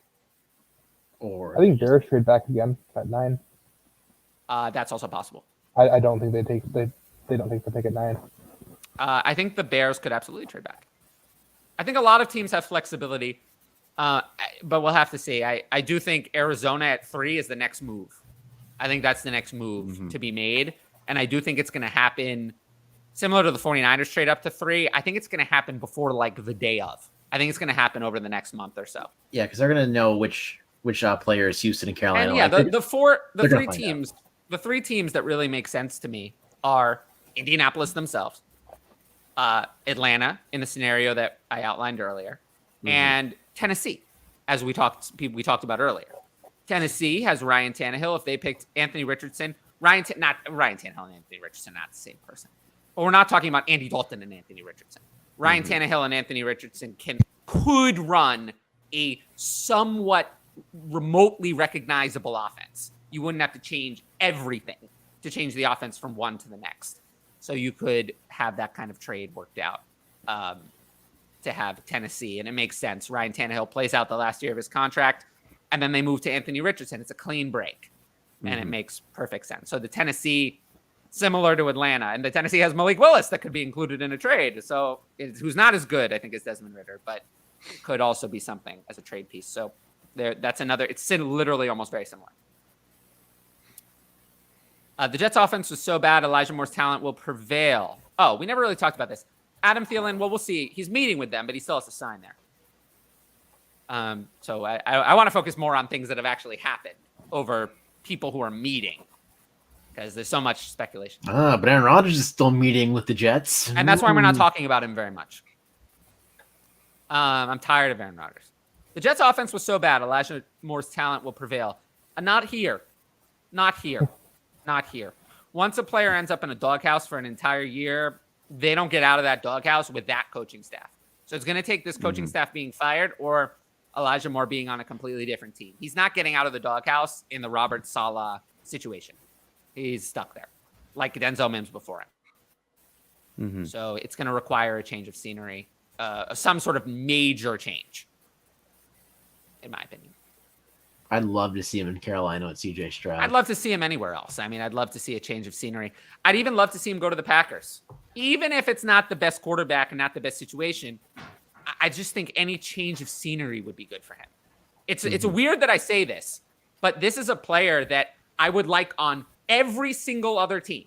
Any one of the 31 he goes to would be an upgrade. It would be better. I'd like him better on any other roster, but not this one. Not this one. I don't want him here because the coaches have just said no thank you to Elijah Moore. So I'd like any trade would be an automatic upgrade for me for Dynasty for Elijah Moore. Can't remember ever saying that about him. Too, guys. It's okay. You didn't let the people see it. You know. Well, I was getting chilly. I didn't really change my shirt. I still have the same shirt on. I was just a little cold. We'll have to see. The wind out there, guys. I'm telling you. Yeah. Okay. 101, 108 and 301 or Keenan Allen and 112. 12 teams to flex. I'll just take the 108. Keenan Allen's not worth. I think the 108's where I'm going to have my tier break this year. If supposedly everything falls as planned, obviously it won't. But right now, that's probably where my tier break is, from tier 2 to 3. I agree. Yeah, so 108. I would put sub tiers in that top tier of course. Too, but yeah. Of course, but that's like, I know what you're saying. It feels like there's a big gap between 108 and 109, at least the players that we have assigned to those picks right now. Yeah. There may not be, but the difference between 108 and 112 is that those are not going to be in the same tier. Exactly. Yeah. So I'll take the 108. I remember the Godfather Ryan McDowell was ranking a top 10 wide receiver going to Moore's second year, Elijah Moore. Pour one out for me for Elijah Moore. Yeah, I I will say, like, it sucks. It sucks. I'm not sure I really remember a player that I liked this much and then just flipped on a dime to hate him this much. Mm-hmm. Sucks. Without injuries and without injuries. and without legal trouble or anything like that. Yeah, no injury, no legal trouble. What was Brandon Marshall's thing? Wasn't he in the doghouse for a team for a little bit? I forget. It's kind of before my time. He was doing Brandon Marshall Yeah, had I know. He was, well, he had multiple personality disorder. I think he came out and said that. Yeah. I didn't know that. I mean, Brandon Marshall had, after year one, he had 7 straight 1,000-yard seasons. So then he had 1 year where he was wasn't good. so He was good. awesome. Really good. Yeah. Then he had He 1 came year where he back wasn't too, so yeah. good. And then the year after that, he put up a career high 1,500 yards and 14 touchdowns. With the Jets? With the Jets. So Brandon Marshall was pretty good. Elijah Moore doesn't have anything like that. I just thought he was in the doghouse for. He was. His last year in he Chicago. was with more than one team. More than one team. That's what I'm remembering. Whoever made that more than one team pun, thank you. I know it was unintentional, but Oh, yeah. Yes. I didn't even think about I that. love it. All right. Next question. Oh, there we go. I traded Javonte McBride in 305 for 105 and 301. Wow. Crushed That's it. just W. Yeah, big W. Yeah. Yeah, I mean, what would you, forgetting about McBride, I think we can talk about him a little later because he's not super relevant. Javonte's more in the news now. What would you rate Javonte at in a super flex rookie pick? We know what I sold him for, Ryan. We saw what I sold him for. I'm very happy I got that because I don't think I get that today. I got him. It was 110 plus, 110 plus, which I don't think you can get anymore. I think you can get No, definitely never know. I don't the think 111, 112. I don't think you can get that. I think Taking anything. I have him worth between the Yeah, 202 and the there's at 203. least one person in your league that would take the 111 or 112. I have that pick. Is the I bigger have him question. worth between the 202 and the 203, but in a super flex, I don't think I'm paying anything more than the 206. So I'm just totally out. Totally out. I'm just good. He can be someone else. It's just the kind of thing where I can let someone else rather deal have with him the over stress that, for of he's sure. not going to come back week 1. Then week 2, he's still not there. Week 3, well, it seems like it's going to be a long time. I'm just going to that can be someone else's problem. Yeah. Like I don't take that need to problem, have though. him. Like Josh was saying for the 206, I'll take that problem. All The day. 206 is. What are you going to do with the 206? The 203 and the 202, like you said, I'd probably take the pick, but I'm looking at what I could get at the 206. I'm not as upset with it as you might think in a super flex. In a 1 QB, I get it. You're probably gonna have to overtake a quarterback, maybe, or something. But in a super flex, I'm not too upset with it. I can live with it. I think I'd just rather have Javonte and just know that you're gonna have to sit on him for probably half a season, and that sucks. Yeah. That sucks. at But least half a season. And he might not be the same player, and it seems like Tyler's pretty confident he won't be. And I think there's a good chance. I wish he had ever shown us that he was that great, because he never really did. He never did. In his 2 years in the NFL, what did he ever do? He was impressive. Like Not he passed really. the eye test. Oh well, dude. The eye test. Did. I gotta tell so you, good. he didn't really deliver for what we wanted. He never actually did what we wanted him to do. We talked about it a lot, but he never really held down a workhorse role for more than 1 or 2 games. Yeah, I And he know he split didn't carries hold us with down, but when he split got carries, he was really good. Let's also review that he split carries and someone stole carries from him that was released from that roster 4 weeks after his injury. And who collected a ring from the Kansas City Chiefs by sitting there Heck yeah! I'm Wait, gonna and take a drinking while. Gatorade on the bench. That player, the corpse of Melvin Gordon, prevented Javonte Williams from getting. You know a what significant coaching share. staff we're talking about, right? You know, 2 different coaching staffs, though. Like, Two coaching staffs, not just one. 2 separate coaching staffs made that well, same decision. Melvin Gordon was good. No, he wasn't. No, he wasn't. Not the year not for the prior. second one. Yeah, the year Not the second prior he coaching was. I know. He was but cut we're 4 talking weeks about later. a How good would he coaching have staff been? that just couldn't do anything, man. He was Like cut I 4 don't weeks later. know. No, They I'm didn't have not a choice. impressed They with had to use Javonte Melvin Williams. Gordon. He didn't Tyler, show do anything. you want Sean Tucker over Javonte? Oh, I mean, if there's if the draft capital comes, then and Javonte Williams gets another running back added to that team in the draft, yeah, I could absolutely see that. Yeah, I could see that being a possibility. I'm not totally opposed. Marvin Mims, someone like that, a wide receiver of that caliber, going in the second round. I wanted to put names with those. Yeah, well, no, I just put the player I have at 206 in a super flex. The Marvin Mims. I don't think he makes it to 206.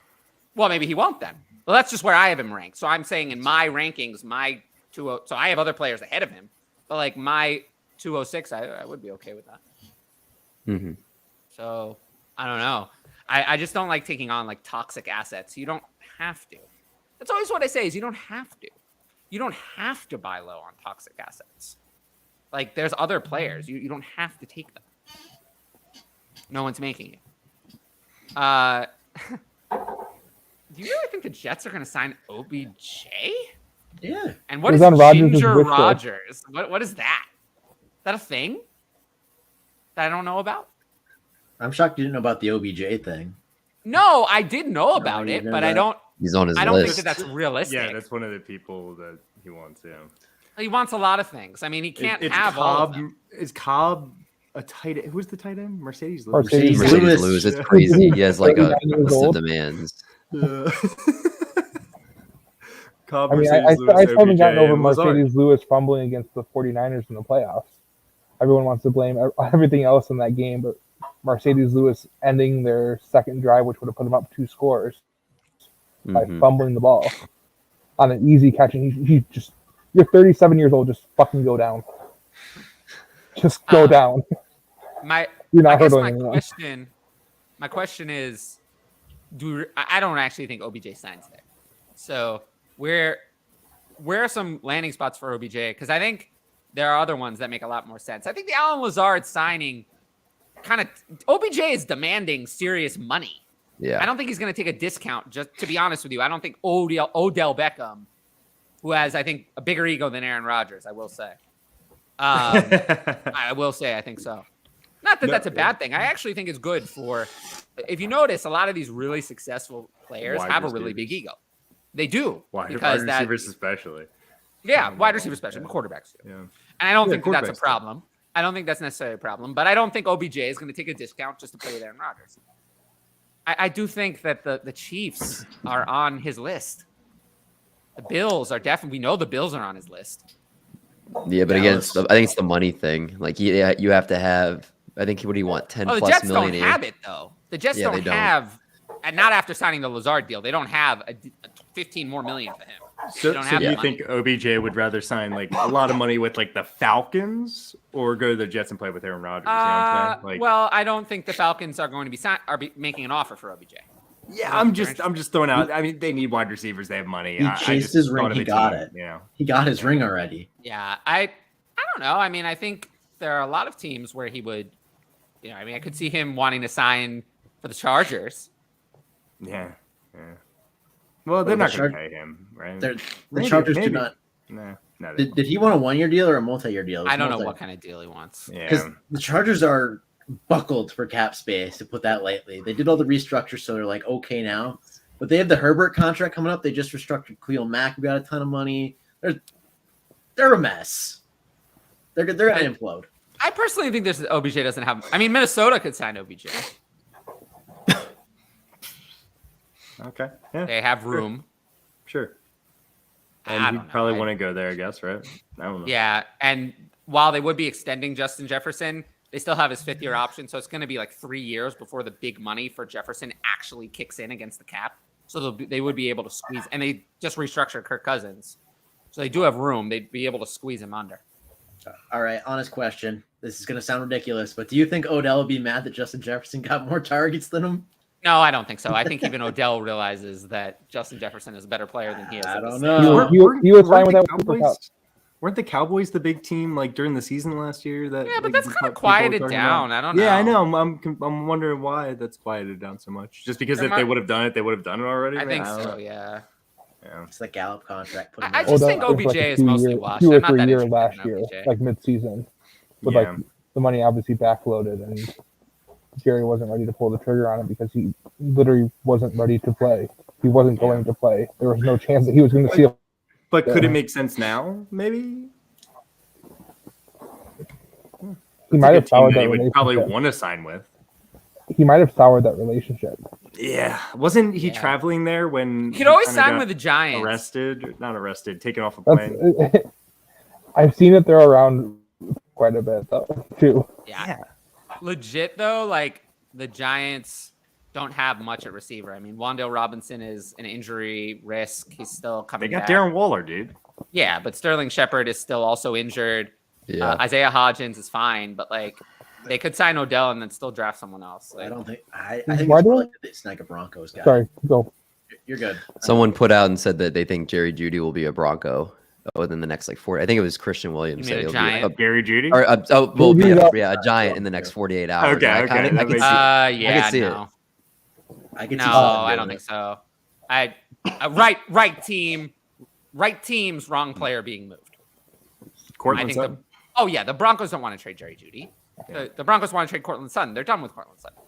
It's so obvious with the money that they owe him that they're done with Cortland Sutton. They want to trade Cortland Sutton. Jerry Judy's the one that's a part of their plans. If you look at who got more involved down the stretch, who Russell Wilson was starting to develop chemistry was not Cortland Sutton. So I think Cortland Sutton is going to be, and also if you kind of see who complements better with like what Tim Patrick has to offer and another receiver they could get. I think Jerry Jeudy is kind of an ascending player, whereas Cortland Sutton's best days, I honestly think, are in the past. So I actually love the idea. Yeah. Wrong player though. It's going to be Cortland Sutton being traded. There was like some hard rumors of that, of like Cortland Sutton. Matthew Berry said so, and then other people kind of piled on that Cortland Sutton specifically was on the block, and I do expect him to be moved soon. So I kind of like that idea. Could be the Giants. I could see them doing that. I wouldn't love it as a Giants fan if that's what's being asked. How do you feel about the Waller trade? It's fine. I mean, essentially, it's not much risk. There's no guarantees in his contract after this year, and it was only the 100th pick overall. So if it doesn't work out, it doesn't work out. Cut him after this year, no loss. He fits into the Tony category of like faking soft tissue injuries to get himself off the field and making them out to be worse than they are. I feel like he set out more games than he actually was injured for. I agree with that. And I don't like players like that. I don't want them on my team. I don't want them in fantasy anymore. Because well, in fantasy, I not couldn't feel be like more it's out play. because I see people saying that he's like top 5 now, and I'm not there. So I don't think it No, changes. I don't want- it I don't that want- much, really. In It's fantasy, not- I- I'm gonna look to trade him. If someone's gonna give me top 5 for in him, fantasy, I'm getting the hell out of Dodge. considering what I've seen him going for, what people are saying, I'm totally out in fantasy. In real life, though, for the real life Giants, essentially it's a $12 million investment for this year, a 100th pick overall, and then if it doesn't work out, they can just release They can him. get out No really harm, no easily. foul. So, as for the real life Giants, it's a good move. For fantasy, I have no interest whatsoever. Fair enough. I looked. I couldn't believe he was the number 1 tight end in average value still. Yep. Who? 17 mil. He had the highest Oh. contract per year. Jesus. A lot of money, but Kittle and Kelsey both they sat back and waited a little bit, and were like, my team needs it more. look at them now: conference championships and Super Bowls. Where'd the Raiders get? Just a fluky win by. I like how that was pointed out a lot today. How Jacoby Myers signed with the Raiders after he. I do think that was really funny. Yes, it was. People made memes. People made graphics for like their offense. I think I made a joke about a Ferrari body and a Subaru engine, and then all of a sudden, 2 hours later, Waller's gone. Yeah, that's perfect. How quickly content turns. Mhm. I hope Boston Moreau resigns so we could all get hyped about him. Am I right? Oh, please no. It's gonna be Albert O all over again. I can't with him. He's got enough chances. I'm kind of. You think they could take one of those first round tight ends, the Raiders, maybe if they trade back? Yeah, but they have Jimmy G now, so it's gonna be better. Anything's possible, and you have Jimmy G. Yeah, right. Brian, I'm just picturing that scene from Lonely Island. I'm on a boat, and you're just like, anything is possible. All right, guys, I'm gonna get ready to hop off here, but this was absolute David. blast.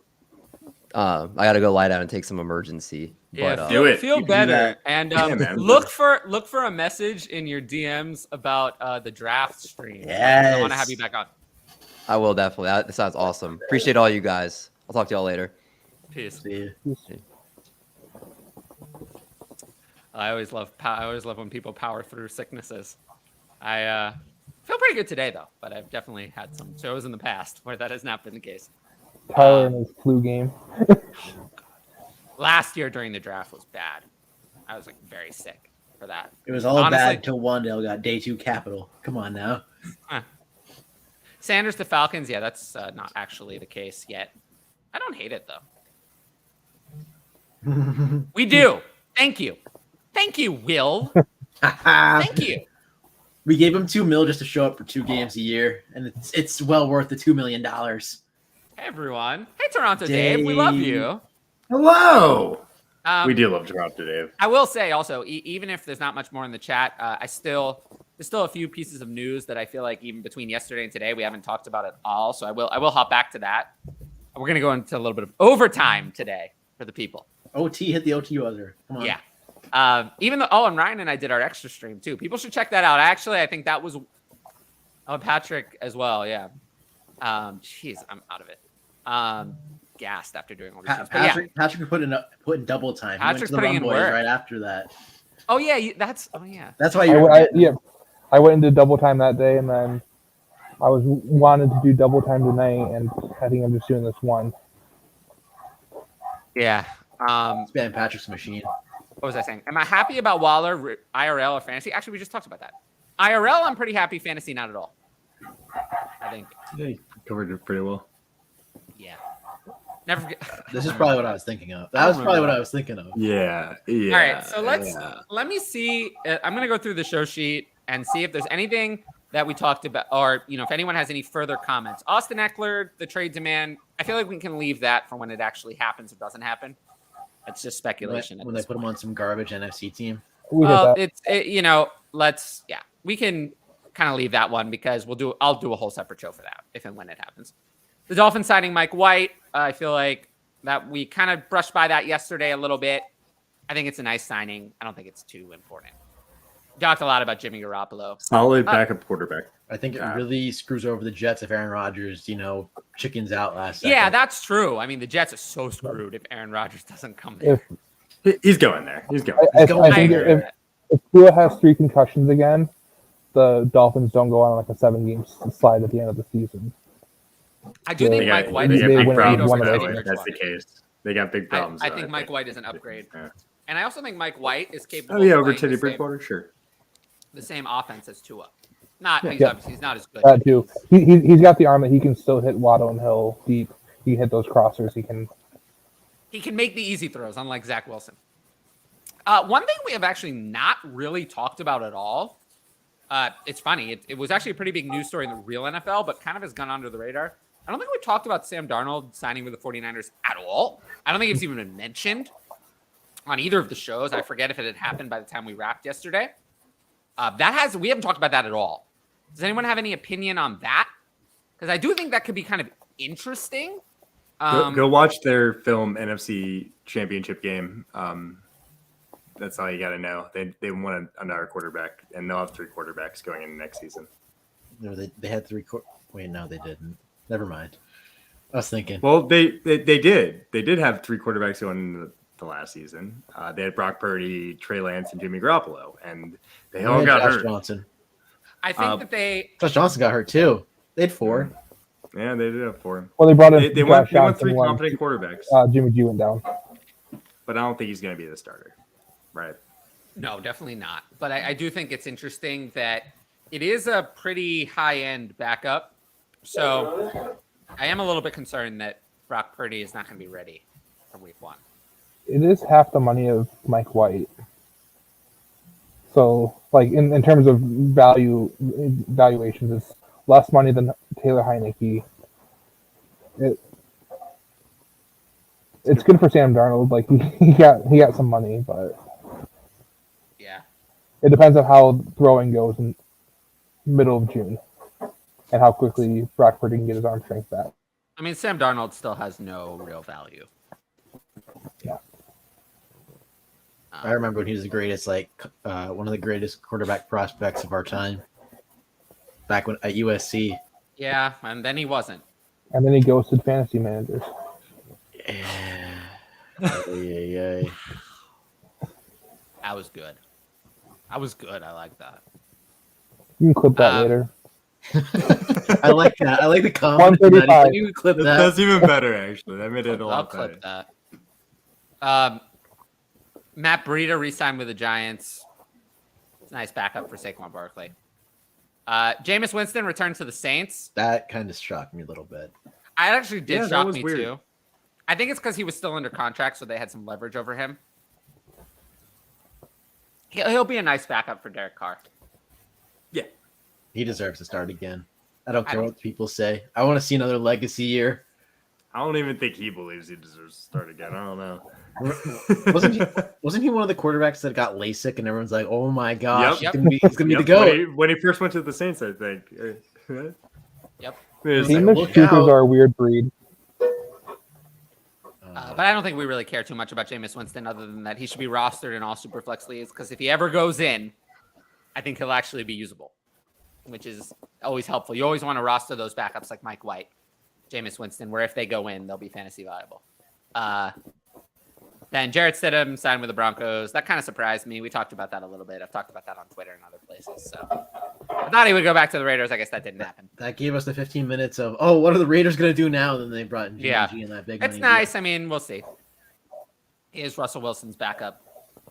Probably worth a roster spot in deep super flex leagues, but not much. Going to beat him for that starting job. You heard it here first. No, I'm kidding. Yeah. Clip that.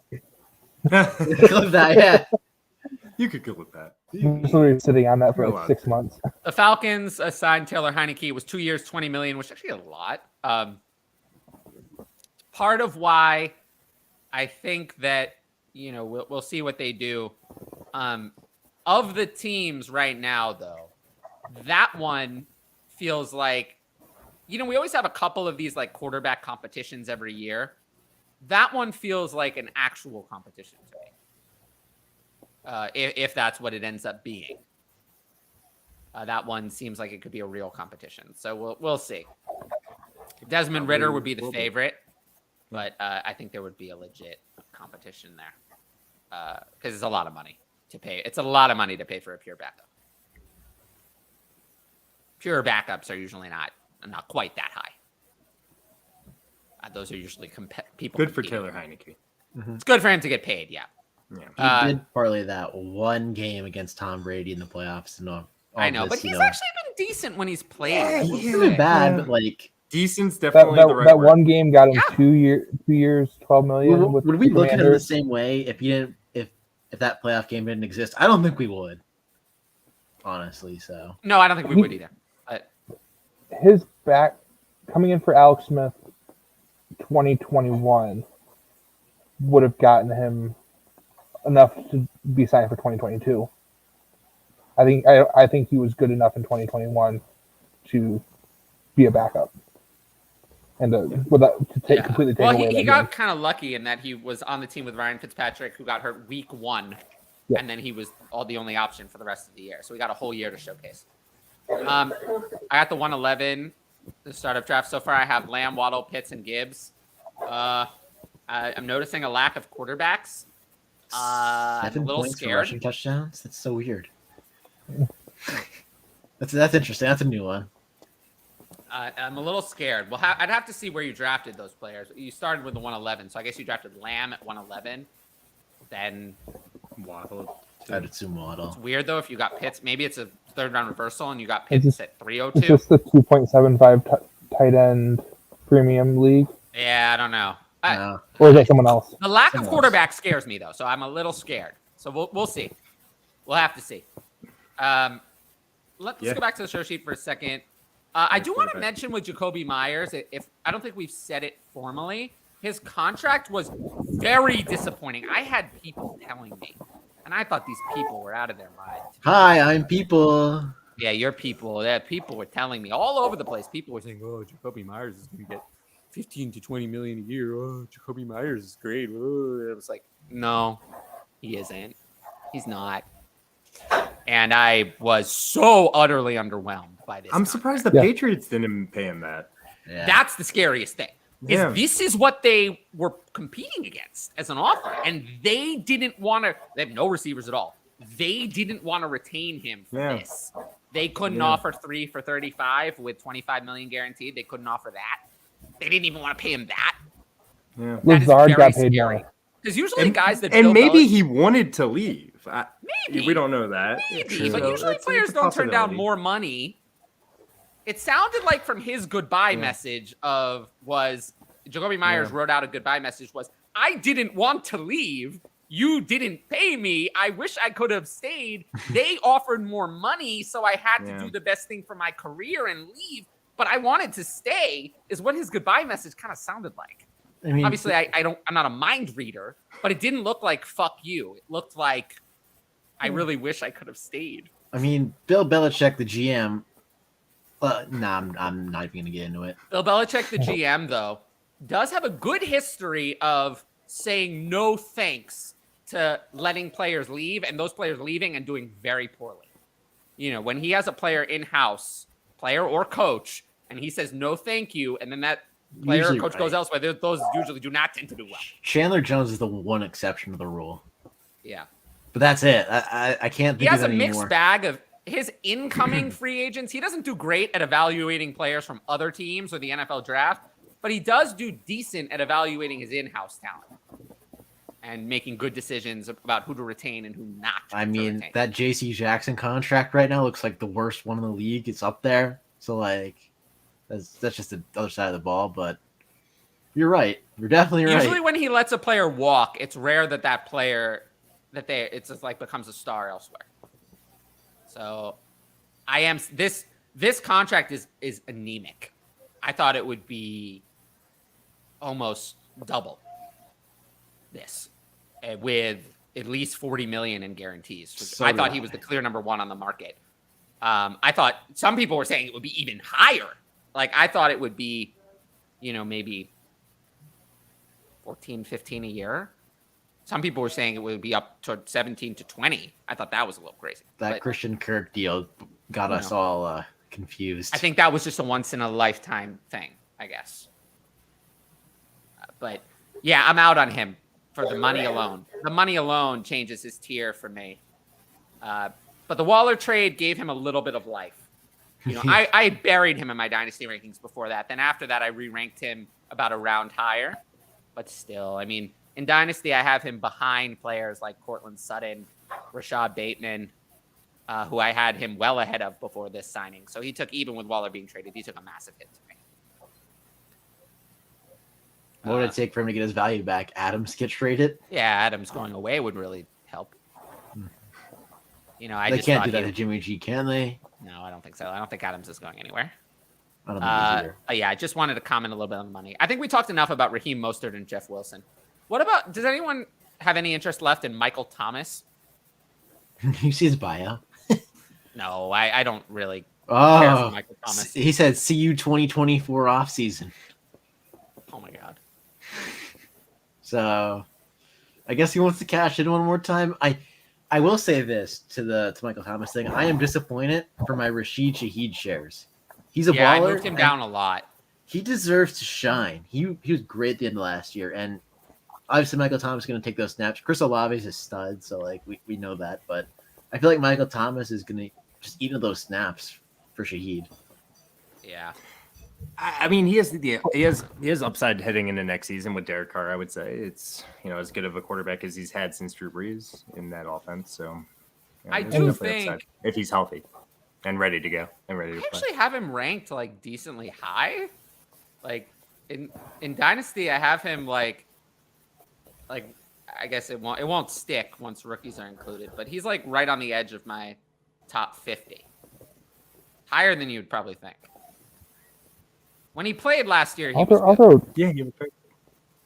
throw money at that. I'll take that RB wide receiver 15 dynasty. Why not? Yeah, What- well, with what's- rookies included, he'll probably be around 57 or 58. Sure, I'll buy that. So it's not terrible. Yeah. It's not terrible. The if price I'm a you're gonna contender have. team- If you, a competing team. Yeah. Even Here, I'll if give I'm you What's some it- comparables. I'll give you some comparables. Just ahead of him, I have young players with upside like Kadarius Toney, Wandale Robinson, Elijah Moore still, although we'll see. that one's cooked. Darnell Mooney, and Rondale Moore, I still have ahead of him because I think DeAndre Hopkins will be traded.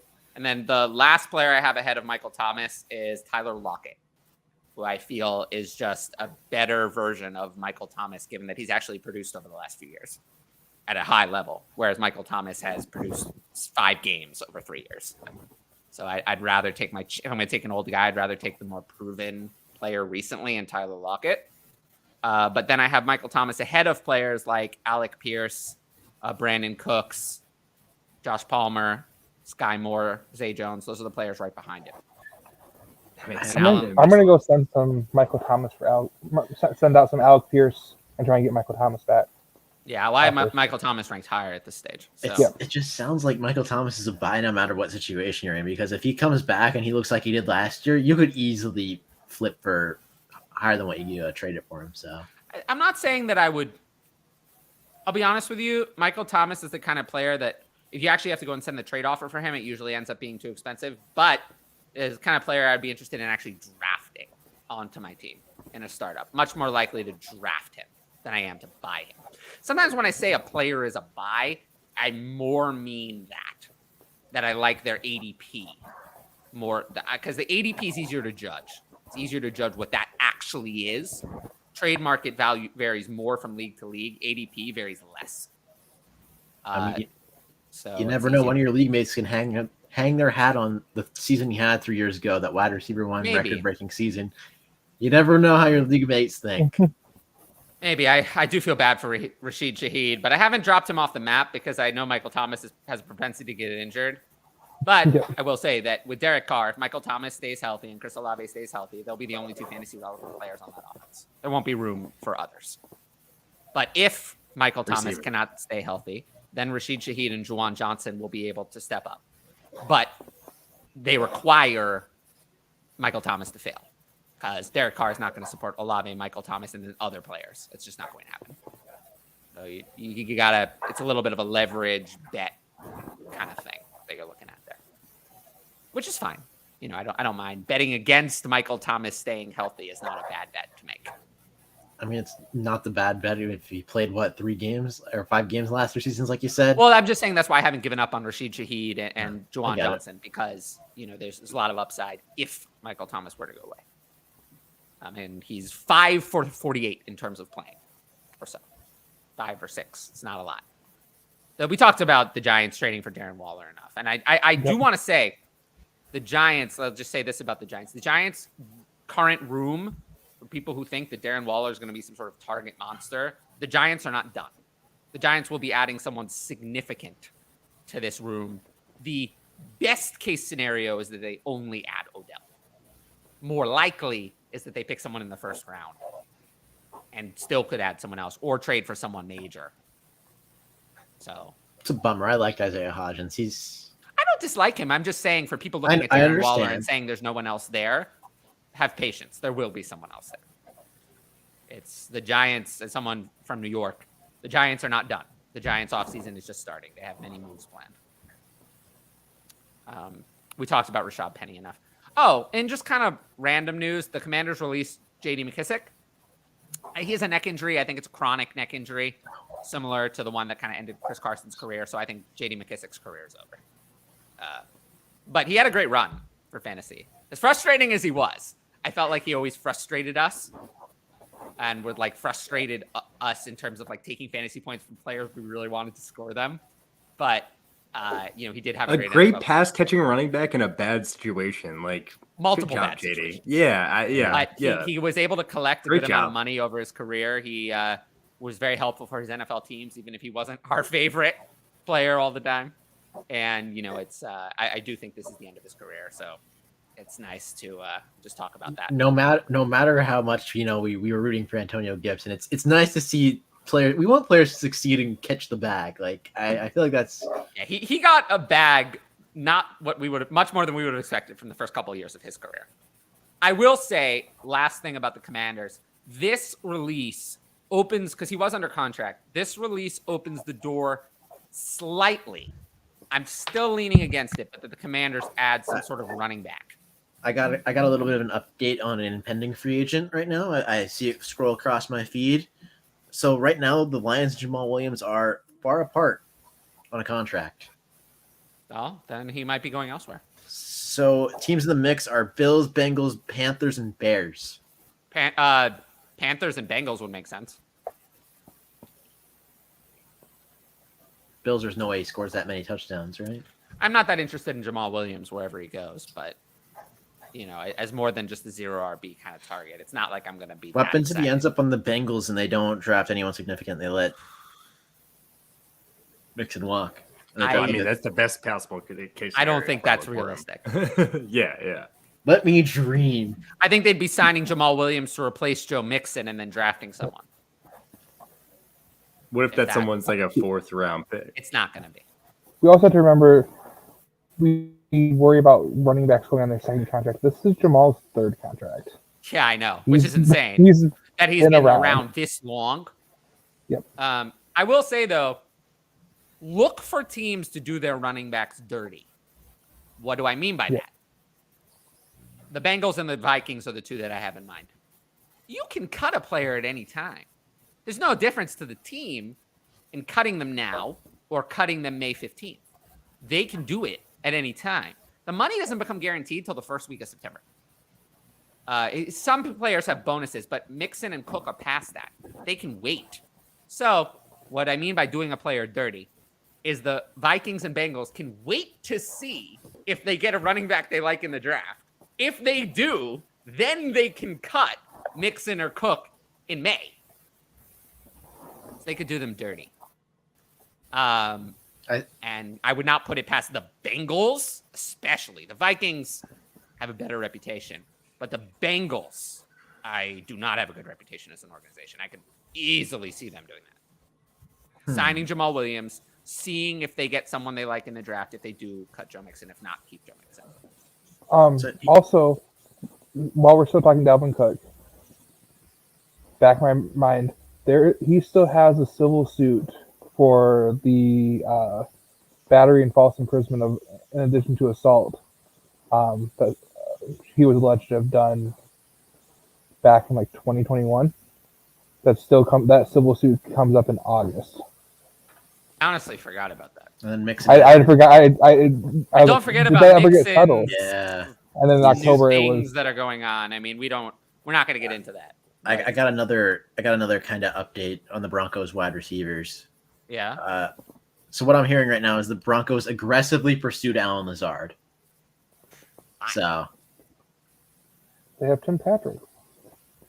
They have Tim Patrick, but it looks like one of these guys is going to be on the move sooner. Cortland Sutton tweeted on March 10th, "I just want to be where I'm wanted and appreciated." Sounds like Denver wants him pretty. And good. also, who does Alan Lazard replace? Cortland Sutton or Jerry Jeudy? Which one of those two is Alan Lazard a replacement for? I mean, he's not the Jerry same either, but it's more Cortland Sutton. Oh, what do you mean? He's a big receiver. If you look at them, who does he look similar to? He doesn't look similar to Jerry Jeudy. Those two have nothing in common. Whereas he has a lot in common with Cortland Sutton. He's not as good as Cortland Sutton, but they have faster for sure. Cortland Sutton is a lot better at contested catch than Alan Lazard will ever be. But you could squint and compare the two.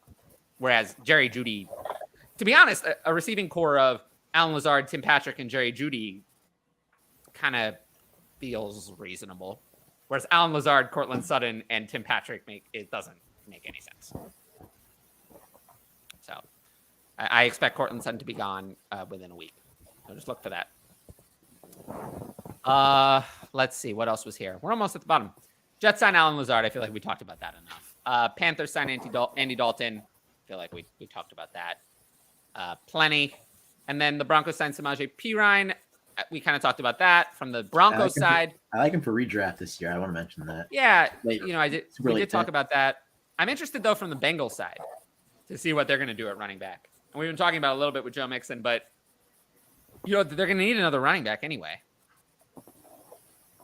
Yeah, I don't know. They have to go to the draft, right? I mean, they could go to a free agent. I mean, they can cut Mixon and save $7.2 million at any time. They can do it in May. So we'll have to see. They could sign a free agent if they just are done with Joe Mixon. They could sign David Montgomery and just cut Joe Mixon, or sign Miles Sanders and just cut Joe Mixon if they wanted. I'm not sure why they would do that. They could. It's an option. Or they could do what I suggested and sign like Jamal Williams and then kind of wait and see on the NFL draft with Joe Mixon. I will say I would like Jamal Williams there, because if they sign Jamal Williams, I don't think it's going to be Joe Mixon, a draft pick, and Jamal Williams. It'll be Joe Mixon or a draft pick with Jamal Williams in the Samaje Perine role from last year, which is funny because that's not the role Jamal Williams played last year. No. So that would kind of be an interesting fit. But he has played that role in the past. So very versatile player, apparently. Only if they'd play him in the role that he had last year. I feel like he'd be Yeah, that role doesn't exist. I know, a screaming value. Well, Like- just I'm saying like goal line back in general for a high-powered offense. Yeah, that role, I don't know if that role exists. Leading the Jamal league in Williams touchdowns isn't a role. could always sign with the Chiefs. We could put everyone on the Chiefs. Yeah, we could just I put feel like everyone that's on the a tradition at this point. Yeah. I also wouldn't mind him in New Orleans playing the Mark Ingram role. I mean, that's the role, right? That Jamal Williams used to play, isn't it? I mean, that's the Mark Ingram role is that role. The goal line, no pass catching, touchdown, red zone role. Speaking of the Chiefs, have we heard anything on the Juju front yet? Nothing at all. That's what I thought.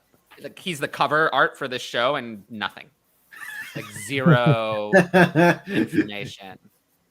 He's keeping it close to the vest, with which someone like his personality, I'm kind of shocked. To be quite A honest. little, yeah. But hey, maybe I am interested to see where Jamal Williams goes, because we know he's going to get work. We know he's not just going to be irrelevant. We learned that last year. We learned not to count him out. So he's going to matter. we didn't know he was as cool as he was. Let's just put it that way. Yes, we did. He's been doing Snow yeah, Angels we for knew that. years. Jay Swag Daddy is like 3 years old, right? I didn't know. I was. Well, that's I was your fault uninformed. for being uninformed. I was too busy riding the DeAndre Swift hype train to sadness. Well, I'm so sorry. I was sad to see him leave Green Bay. And then I because want he had that to. personality. I know. I really liked him. The Colts cut Matt Ryan today. Who cares? He's irrelevant. I still have Nick Foles under contract though. The Colts are going to go nowhere fast. Yeah, I said that, how many shows ago, that their GM Chris Ballard is really good at drafting unimportant positions, and I think that's still right. I mean, Okereke... not so good at drafting important ones. Yeah, Okereke got paid today, another linebacker. He got $40 million. Yeah. Linebacker is not that important of a position. Tackle is... Let's yeah.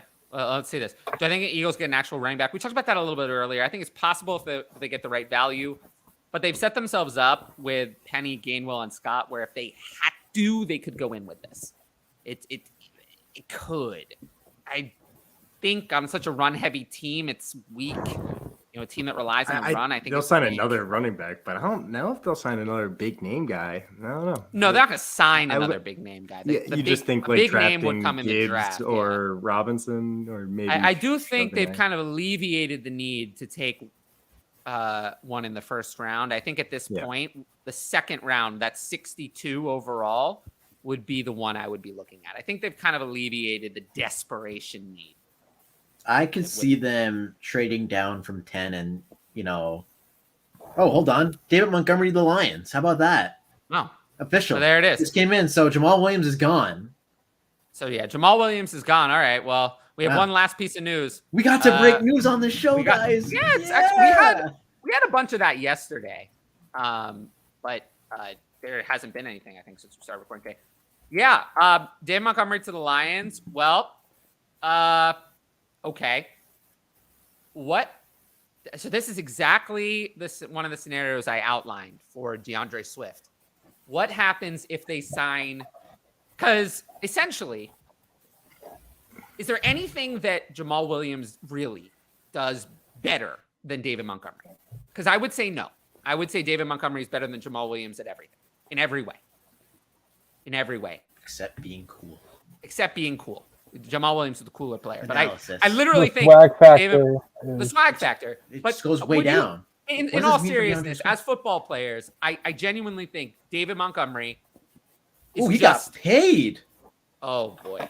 3 much? years, 3 years, 18 mil. He got money. So that's a significant amount. So that means David Montgomery is their Wow. starter. That means David Montgomery is their starter. And Swift is DeAndre dead to Swift is me. backup. That's what that means. Yeah. That's a lot. That's not backup money. That's starter money. So, as I was saying, I think we agree that David Montgomery is a better version of Jamal Williams. And Jamal Williams, because we've seen David Montgomery be a workhorse in the NFL. Jamal Williams has only done that for a game or two. David Montgomery has done that for seasons at a time.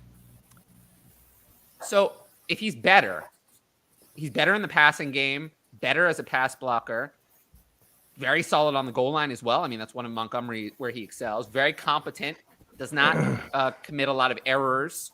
Very solid. You can trust him. What does this mean, though? Is this just a backfield to avoid?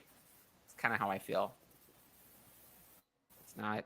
I think they're going to be too high in price. Like, yeah, it's just it stinks because it feels like the end of the DeAndre Swift hype train. But I think what we have to mention, like even more so, I think this might take them out of the running for Bijan, honestly, depending on the structure. It does. Yeah. It does. Yep. It does. They're not going to. doubt This is about too it. much cash to outlay to a running back, think and then that's have another more running back important. sitting on the roster to then take a third running back who's better than the other two. But yeah, Josh, you want to plug anything? No, I'm good. But had a lot of fun tonight, guys. I'll see you guys later. Peace. Later. Yeah, the Honestly. show does not never goes this long, but it's like a live it's a live news show, so I tend to let those. Yesterday was like 2 hours and 45 minutes, so I'm more willing to let the show go on a bit longer. Well, what do we think about? I mean, I don't know. It's a difficult. They're not going to take Bijan Robinson. I still think they could take a running back at a point in the draft. I don't think it rules out taking any running back, but I don't think they're going to take one in the first or the second round. I think they could take one maybe at 81 overall in the third if they find someone they like.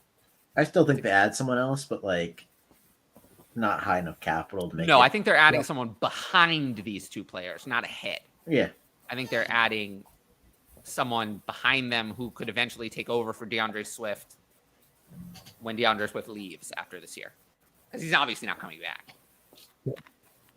I feel like they both will end up landing as like low RB2s to RB3 until we find out more information from the Lions. And until we figure out a usage, it's just. But it's not like we're gonna know in advance. We're not gonna know anything in advance. And I feel like if you got Montgomery and you want to offload him, you can offload him for an increase. I think this is a bad landing spot compared to what people wanted. I think this is about as bad as it could be. People were talking about the Chiefs. Yeah. This is not that. no. Yeah. Oh, yeah. This is definitely not Chiefs. No. Yeah. He's in a rough spot, but I feel like there's a 50. Who would you rather have for growth. Dynasty, Montgomery or Swift? I feel like I'm going to see them both around like RB 2021. Like I feel like they just sandwich themselves back together. I actually thought Montgomery was a little bit undervalued going into the free agency period. So I think I'm not sure he's really lost value because I thought he was very undervalued already. I don't think I'm going to move him. I'm not going to move him down more. But, I had Montgomery going into the free agency before this news. I had Swift at like running back 14 and Montgomery at running back 25. I feel like Montgomery at 25 actually sounds about right, but I feel like Swift at 14 is now a big problem because if Swift couldn't do it with Jamal Williams there, you think he's going to be able to do it with David Montgomery there? That's what I'm worried about. They went and paid Swift. I'm looking at your rankings and I'm like, where would I slide him back? I think Montgomery's undervalued, but I think Swift drops amount. So I Would feel you like rather have that type of Swift. Yeah, I think he's going to drop below players like Rashad White, J.K. Dobbins. I'd maybe even rather have Javonte because there's no David Montgomery on the Broncos yet. Like Samaje Perine is whatever, but he's a backup. Depending on David what Montgomery's a starter. Yeah. What So, like, what do the Texans do? Like, do I want Dameon Pierce over DeAndre Swift? I think that's a real conversation as we get into the NFL draft. If Dameon Pierce if he survives the draft, I want Dameon Pierce over Swift. Yeah, so do I. I think it's also just I moved DeAndre Swift below a lot of these other like players at other positions. Like, would you rather? So I've been moving him down. Would you rather have the rest of Aaron Jones' career or DeAndre Swift? Yes. I want Aaron Jones. Mike Williams? Yeah. I think so. Dalvin Cook? Depends on the legal stuff. I will just say that I'm not that I have any information about this, but I'm not expecting that to be a problem. Well, then Dalvin Cook. I'll take the one. I want Dalvin Cook over Swift right now.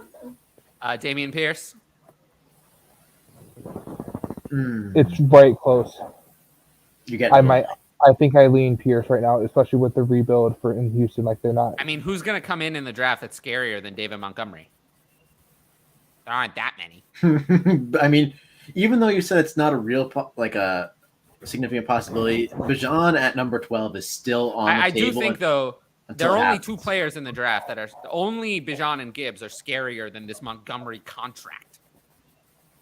These are even worse that are going to like who's going to be scarier.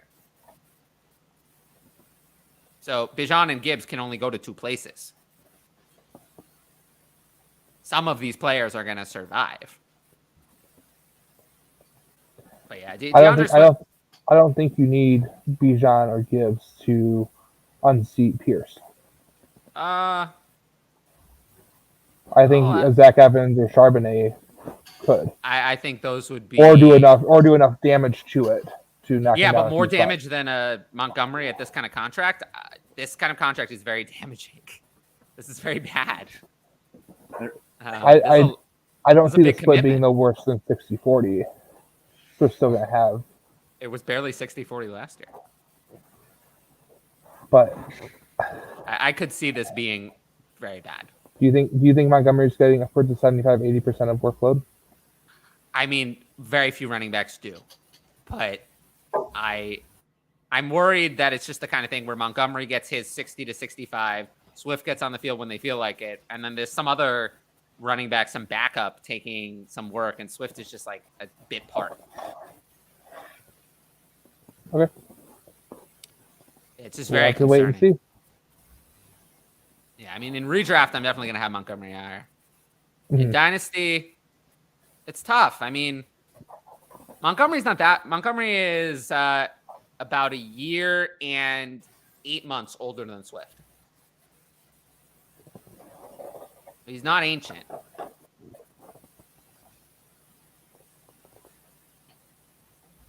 I don't know. It's not the landing spot we wanted. No. That much I can say. I wanted the Chiefs so bad. But that opens up the Chiefs for a rookie running back. So yeah, if they so choose. It's just it's pick just 31. Last pick. Can you imagine the last pick of the first round being Bijan, the Chiefs? I was just more making it all over I was again, making a right? It wouldn't be all Bijan's over again. He's not going to last. Bijan's not going to make it there, though. Oh, now Gibbs, though, that'd be fun. I don't know. I'm not sure if this is a. We'll have to see. It's weird. They're weird to rank now, I think, is the main summary of all of it. Mm-hmm. It feels so weird to move like DeAndre Swift so low. It kind of feels like, I don't know. He felt like so it's hard. insulated for a top 5 running back for a while, despite like not getting the full workload and dealing with injuries. He just always seemed to like stay up there in people's rankings for so long. I know. And now the air just kind of let out, and it's like, all right, what actually is DeAndre Swift in the NFL? Because he never was. He What? never was that. It's like it's so concerning. Like, would you rather have DeAndre His Swift or Cam catching Akers? is great, but I want Swift. Would you? Well, what? And what about Swift or Montgomery straight up? Did we ever answer that one?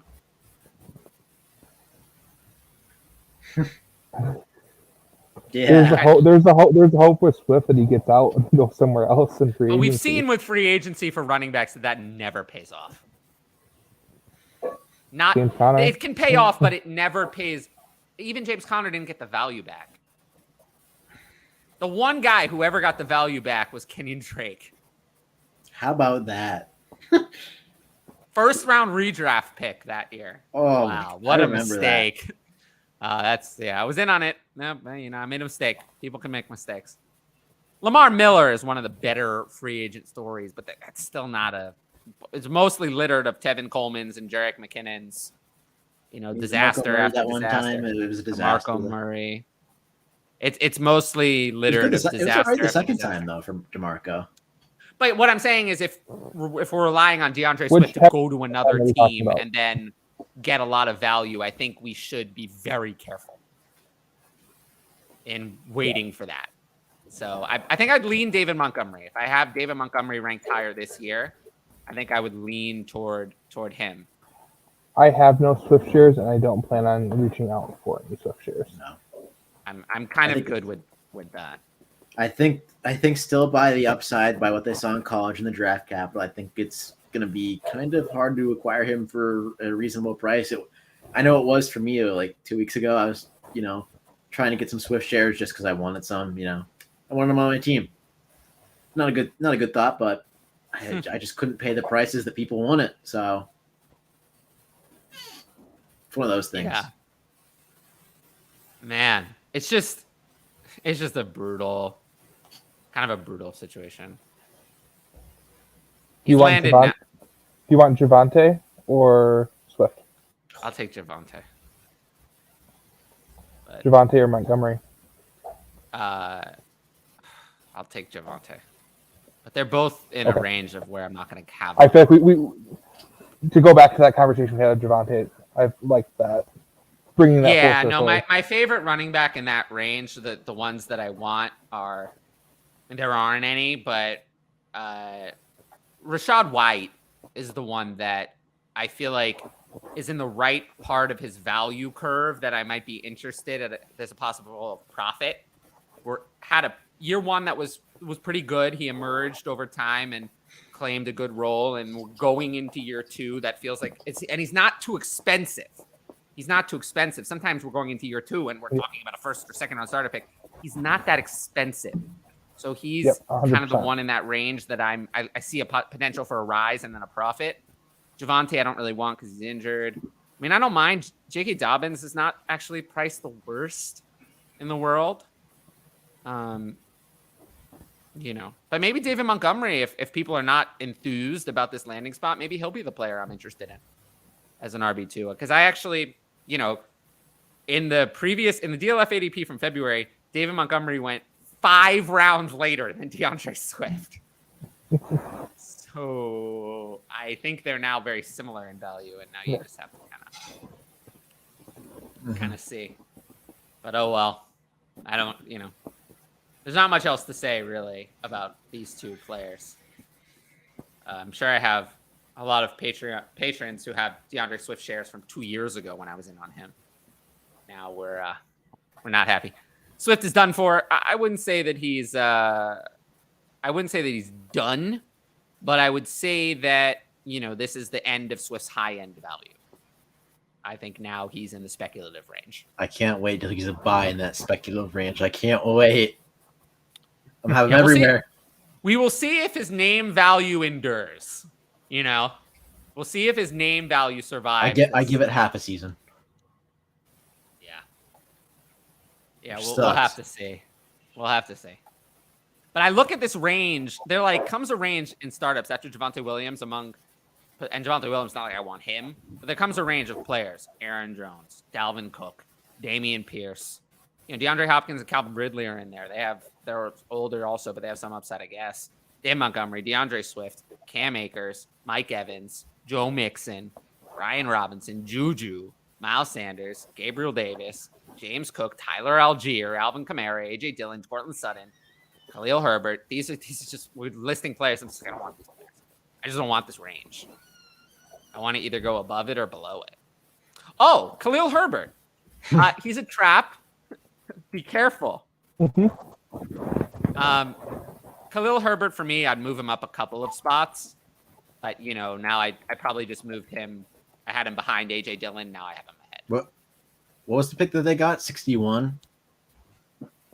Chicago has 53 and 61, I would expect. And 64 also. One of those picks has to be a running back, I mean, they're not going to go in with Khalil Herbert and nothing. I think they could still sign a free agent. Mm-hmm. I mean, they still got the money. I mean, why not? But, Khalil Herbert is not going to survive as the starter. He's going to be the backup.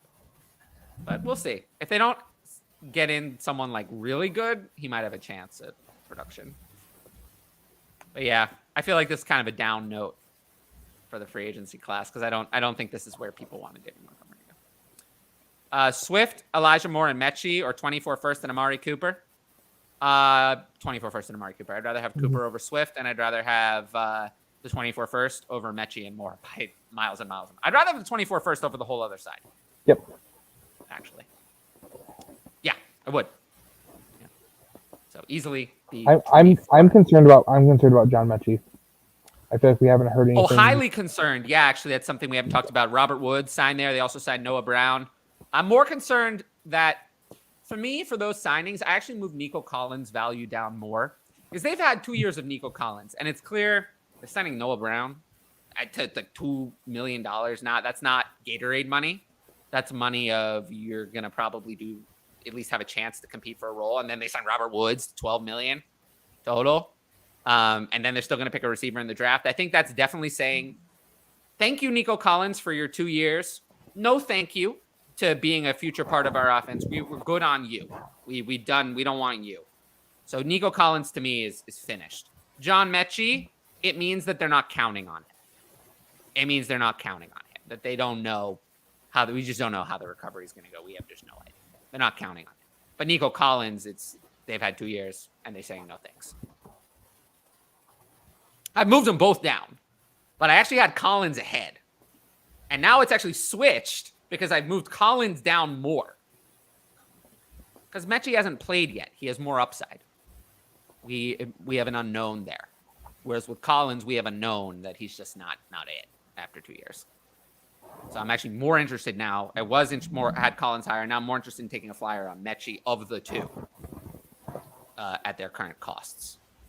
Mechie's going a lot later still, and I disagree. I would rather take a shot on the unknown, who has superior draft capital, second versus third. Mechie was picked pretty early, I think 40th overall. Mm-hmm. So I think they're going to want to. I think they're going to want to see what they have at some point. At least try with him. With Collins, I think they're done with him. He's someone I could see not even making the team. Like with the moves that they're making. If they draft a receiver in the first round, they sign Woods and Brown to contracts that are going to say that they're going to make the team. And then Mechie, if there's 4 guys ahead of them, Collins would be shafted to wide receiver 5. I could see him actually just not being a part of their plans.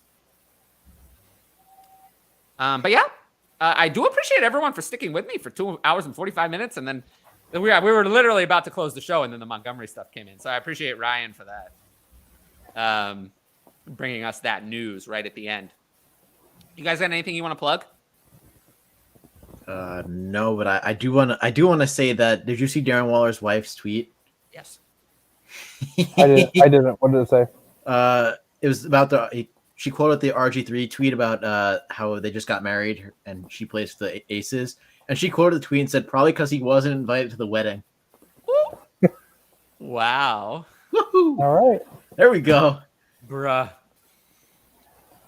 Poured on, you know? He wasn't invited to the wedding. I love it. I got nothing to plug. Right now I'm kind of a free agent. I'm out there doing my own Someone thing. sign him. It's free agency. Someone period. put the pen to paper. Like I'm still with my boys. I'm still doing my stuff there. But Well, I mean, And you're going to be here more often. I added you to the I'm here more. co-host chat, Yep. so you're welcome here anytime you want. Yep. So the people did demand more Patrick. They said that you did a very good job. They really liked the show that we did together, just the two of us. Actually, I got a lot of positive comments about that show. Good to hear. People really liked how calm I was that day. They said you were a calming influence. I bring out a different side. Yes. I know a running meme on my other show is full screen Pat. People will donate for full screen Pat, and we'll take. Oh my god. And I'll just ramble about whatever, especially like when we're like mid NFL game and we're doing like. We'll have to do a stream mid NFL game. We'll have to do that at some point. So. But anyway. For me, Tyler, fifth creator, that is the Twitter.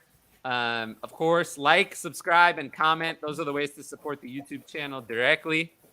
And then in the show comments, there's always the Patreon. There's the link right there. And that's the best way to support me directly. And then all my articles are at DLF. And I've definitely been busy with the YouTube, so I haven't had a chance to write as much lately. But I am in the middle of writing a Kirk and Ridley article, so that'll be coming out soon. And then I have some other stuff coming up writing-wise as well. But thanks again to everyone involved in the show, co-hosts, audience, guests, and I will see you all later. Peace.